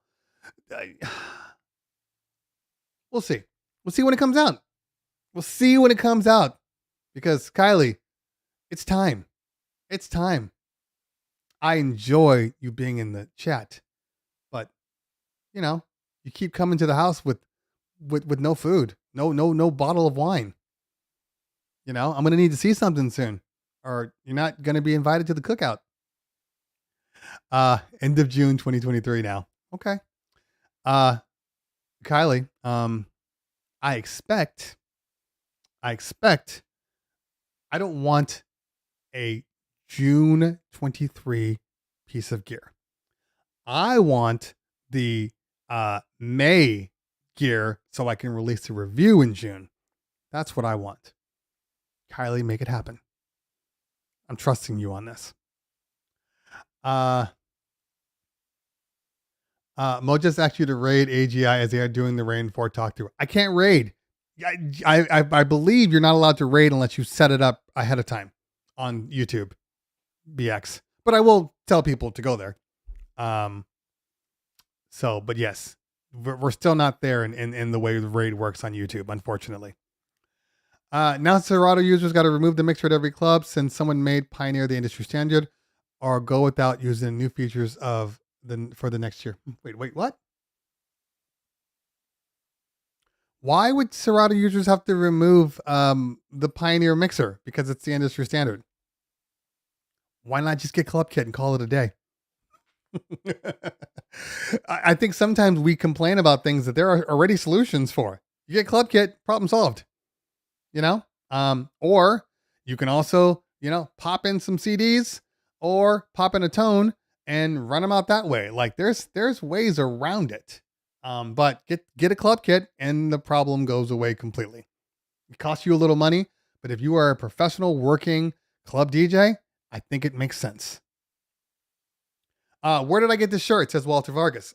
This is a Rick Webb shirt. I got this a couple of years ago. So he doesn't make them anymore. They're gone.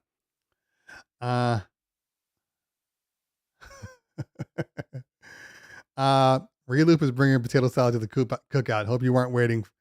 So I have a feeling that Reloop's potato salad is going to have way too much mayonnaise in it.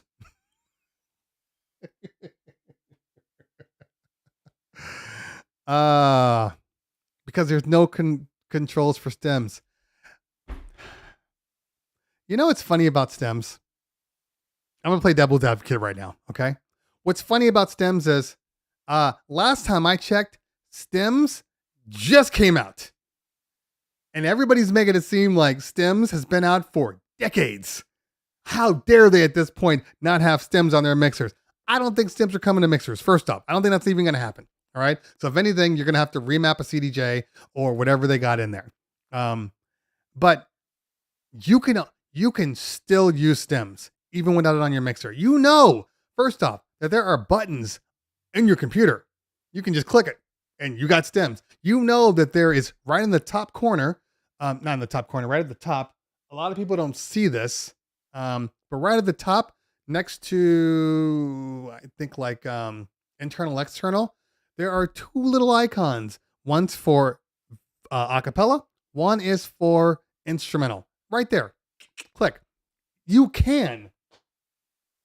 I'm going to show you guys something real quick. Hold on. You can also grab a little mini controller, plug it into one of your excess USBs, run your stems off of that. Perfect example. Hold on, like this guy.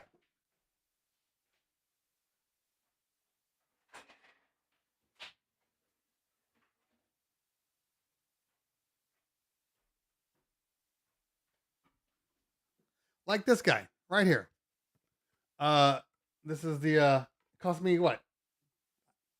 Dirt cheap, under $100, but the Akai LPD8. 8 pads. You got your sources that you can flop down. You can literally turn this and bring this and just set it like right on top of the mixer. They make smaller versions of this. I think even Reloop makes smaller versions of them. I mean, shit. Look, I'm just helping you out, okay?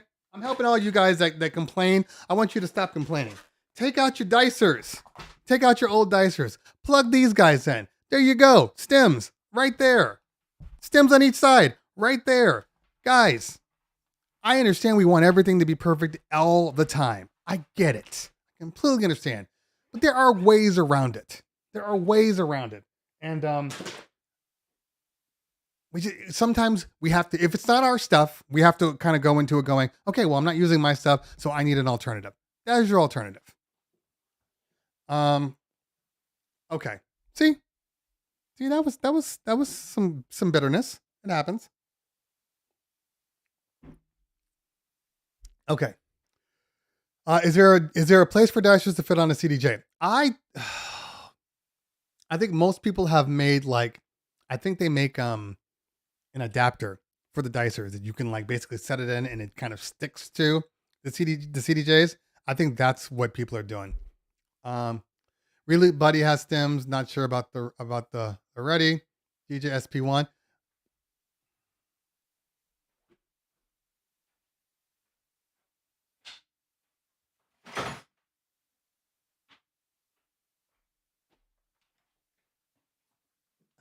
So I got too much stuff. Grab one of these. You know, XP1, SP1. I mean, especially if you're like a drum guy. Got all these pads. Look, they're out there. There are ways to get around it. Before I break my stuff. And the XP1 will actually work with Serato Studio. Not the XP2, but the XP1 will. Okay. Notice with stem acapellas, you have to turn up the mids for it to sound normal. At Good Life, it really just depends on the song. I mean, it really just depends. Sometimes, I mean, I find that if it's like, the better the engineering of the song, the better your stems will sound. Which is why, if you try to like remove out a lot of like contemporary singers and like a lot of like rock singers, you know, it literally, it sounds like it's a pure acapella. But the one thing I've noticed that if you do take out the vocals, you almost 9 out of 10 times have to increase the volume itself because it just bottoms out and then it gets really quiet. So you have to bring it up a little bit. Okay. Reloop Buddy has Neuromix knobs for algorithm DJ. Gotcha. Yeah. I threw those dicers away. So I'm a selective pack rat. Certain things I keep. Dicers were so like just trend setting when the dicers came out. I can't throw them away. Those are classics. Can't throw my classics away. You know, like my Newmark PTO1. I don't use that guy, especially now that I got the Stanton, which I love my Stanton. But I will keep this up here, you know. But yeah, I got lots of stuff. I mean, honestly, I got lots of stuff. We'll just leave it at that. When I'm stepping over products to get to other products, I have too much stuff. Okay. Are DJs really using stems like that? I think some people are. I don't know that. I mean, don't get me wrong. It's good to have a dedicated button for stems. It's very, very good. I think it's necessary. But in the event that you don't, there are workarounds. So like I DJ a place. I'm DJing a place. Oh God, in April, I'm back in Vegas in April, and I'm DJing at Lucky Day, and they use CDJs and an S9. I hate the S9 now. There's nothing wrong with the S9, but I can't go back to S9s without separate pad modes. That's just me. I'm done with it. So if I have to use S9, I'm not DJing anywhere near the way I normally DJ because it's just a mixer for me at that point. So I'm gonna bring that guy. Because it's small, you can put it anywhere, and it doesn't get in the way. And because of if you are using virtual DJ or algorithm DJ, you have your pad modes. This is why I like this one, because you got your pad modes, but then you also have, if you want to, you can stem the knobs. Super cheap. The only thing I don't like about it for this one is it's got the old school USB plug, the old school one. I would rather it be USB-C. And maybe when they come out with one, I'm definitely going to end up buying another one. Anyway. Oh, I need to just get an adapter. Okay. All right. Do I know anything about the Behringer Flow 8? I do not. Have never used it. I haven't used a lot of Behringer products, though, to be honest with you. They contacted me, and they were going to send me something. I don't know if I dropped the ball or if they dropped the ball. Either way. Yeah. I just S9 away from the screen. If I'm going to use anything now, it's going to be a Rane 70, an S7, an S11, obviously. When they ask me for my rider, like, what do you use? S11. Give me an S11. And that's about it. That's about it. Those three are my mixtures of choice. If anybody asks what I'm using, Rane 70, S7, S11. Those are my three. Anything else? I'll use it. I won't be the same DJ though. Okay. Matt Ames says stems are also great for practical uses such as making vocals or bass louder in a way that's different than adjusting highs and lows, not just for clever transitions and mixes. Yeah. No, I agree. Also, it is probably the one thing that I would have loved for there's a couple of things that the Rane 4 does that I love and don't love at the same time. Okay. I do love their stem separation. Love that. I even like the fact that it separates out the 4 channels, even though I think it's a lot harder than people want to make it seem, because once you separate the stems, you have to make sure that you get your stems back. Because if you don't, that channel is going to be live. So if you let's say you pop the stems out and you're working and blah blah blah blah blah blah blah, right, and then you transition to the next song.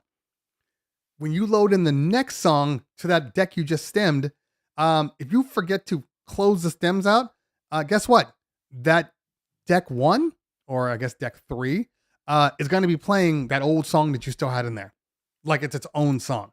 So those are the little things like that I'm like, okay. I wish there was a better way of doing it. Also, I do wish that they had the option to stem the EQ, especially when you're dealing with 4 channels. I think that would have been great to do that. And then the last thing is the effects, because you can do effects on the stems, but only after you separate them. And let's just say you got your track rolling. Let's just say you just want to do a quick echo on a verse, or something like that. Well, you can't unless you separate out the stems. And I don't want to separate out the stems on every song. So there's little things like that that I like, but I don't love.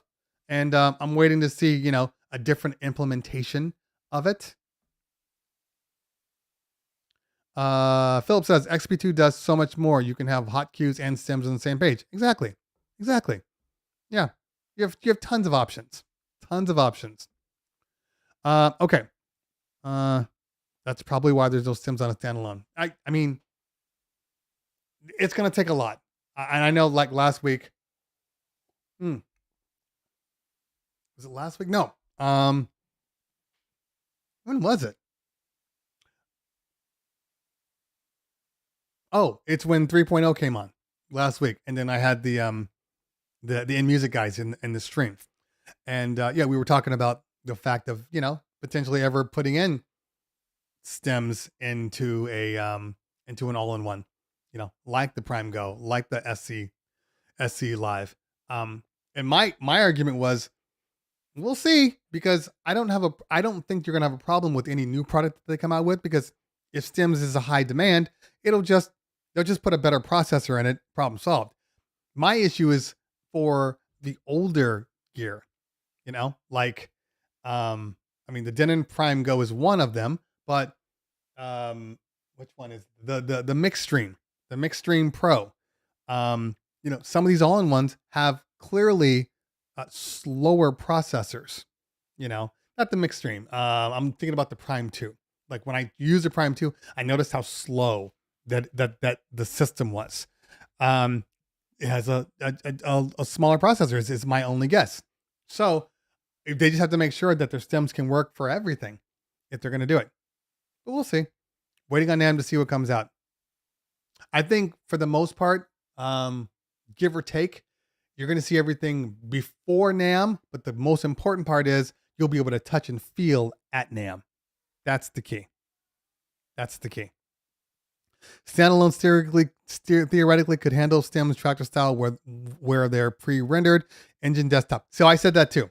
DJ Farms, literally what I said to Chris from In Music, and he's like, well, we have 4 processors, and so we don't have a problem. So hey, that's great. That's great if they do, but I don't know. I'm just sitting back like, we'll see. I don't know that we'll see. That's it. But I truly believe, I thought that's what we'd have to do. Like during the conversion over, it basically just converts a stem version over to your system as it's moving over. Like you can select, give me all my stems. You just have to have a hard drive that's 3 times as big, or a thumb drive that's 3 times as big, but it's all there.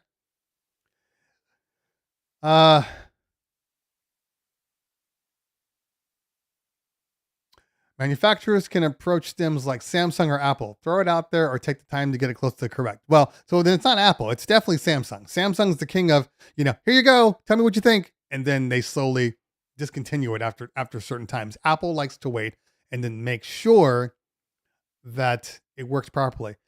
Man, Philip, I just told you this. He said Rane 70 or Pioneer S7. I just told you. Those are my top 3. And if you watched my videos, I have a video on the Rane 70 and I have a video on the Pioneer S7. If you watch the videos, it'll tell you which one is best for you. I think as far as the mixers are concerned, they're both equally good, and I'm fine with either one of them. And they both have some things that are great, but another one will have something that's great too. So it just depends on what's important to you. If Bluetooth is important to you, then you have no choice but to get the S7. If Bluetooth is important to you. Pioneer has been dropping by new products every Tuesday. Pioneer's always on my stream. Drew, Professor BX works for Pioneer. Priyan Jani works for Pioneer. So they're always in my streams, making sure I'm not leaking stuff. Annie, that Opus is scary. Yeah, you're late to the stream because we talked all about that in great detail.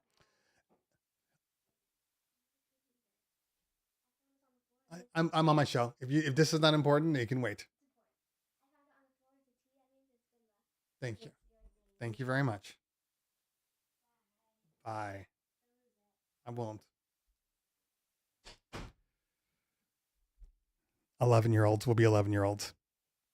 This is what happens when they're homeschooled. they're going. They are. She's going back to school. She's going to middle school, 6th grade. Back to real school. I'm incredibly excited about that. Incredibly excited. You get to a certain part of your life and you expect certain things, and when they're different than the things that you're used to, it's annoying. One of those things is always having some little one here. Ratbone, it's always important to her. Let's not kid. Come on. We all have children. Everything's important to them when it's them. Anyway. Okay. So I need everybody that's on this stream to make their way over to Mixmaster GNL's stream because let's see. I think it's what is it? AG America's Got Talent. Somebody put the link in the chat, or I guess one of the mods. One of the mods put the link in the chat. Mixmaster GNL, because I don't know his page off the top. It's like, what is it? I don't even know. Looks like something B&O would make. I have Twin Boys been there. Yeah, exactly. We all know. Oh, you're not live. Oh, Mojax is live. Where is Mojax at then? Is he live on his YouTube? Or is he live on Twitch? He must be live on Twitch.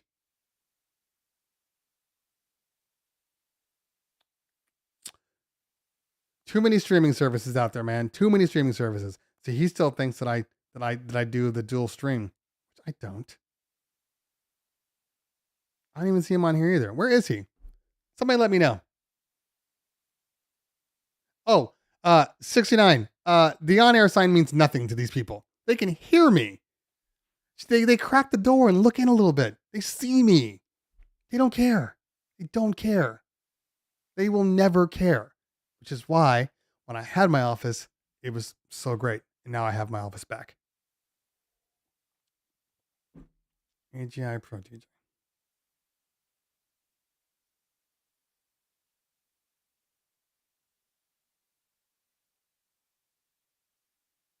Oh, he's on AG. Oh, I see. Okay.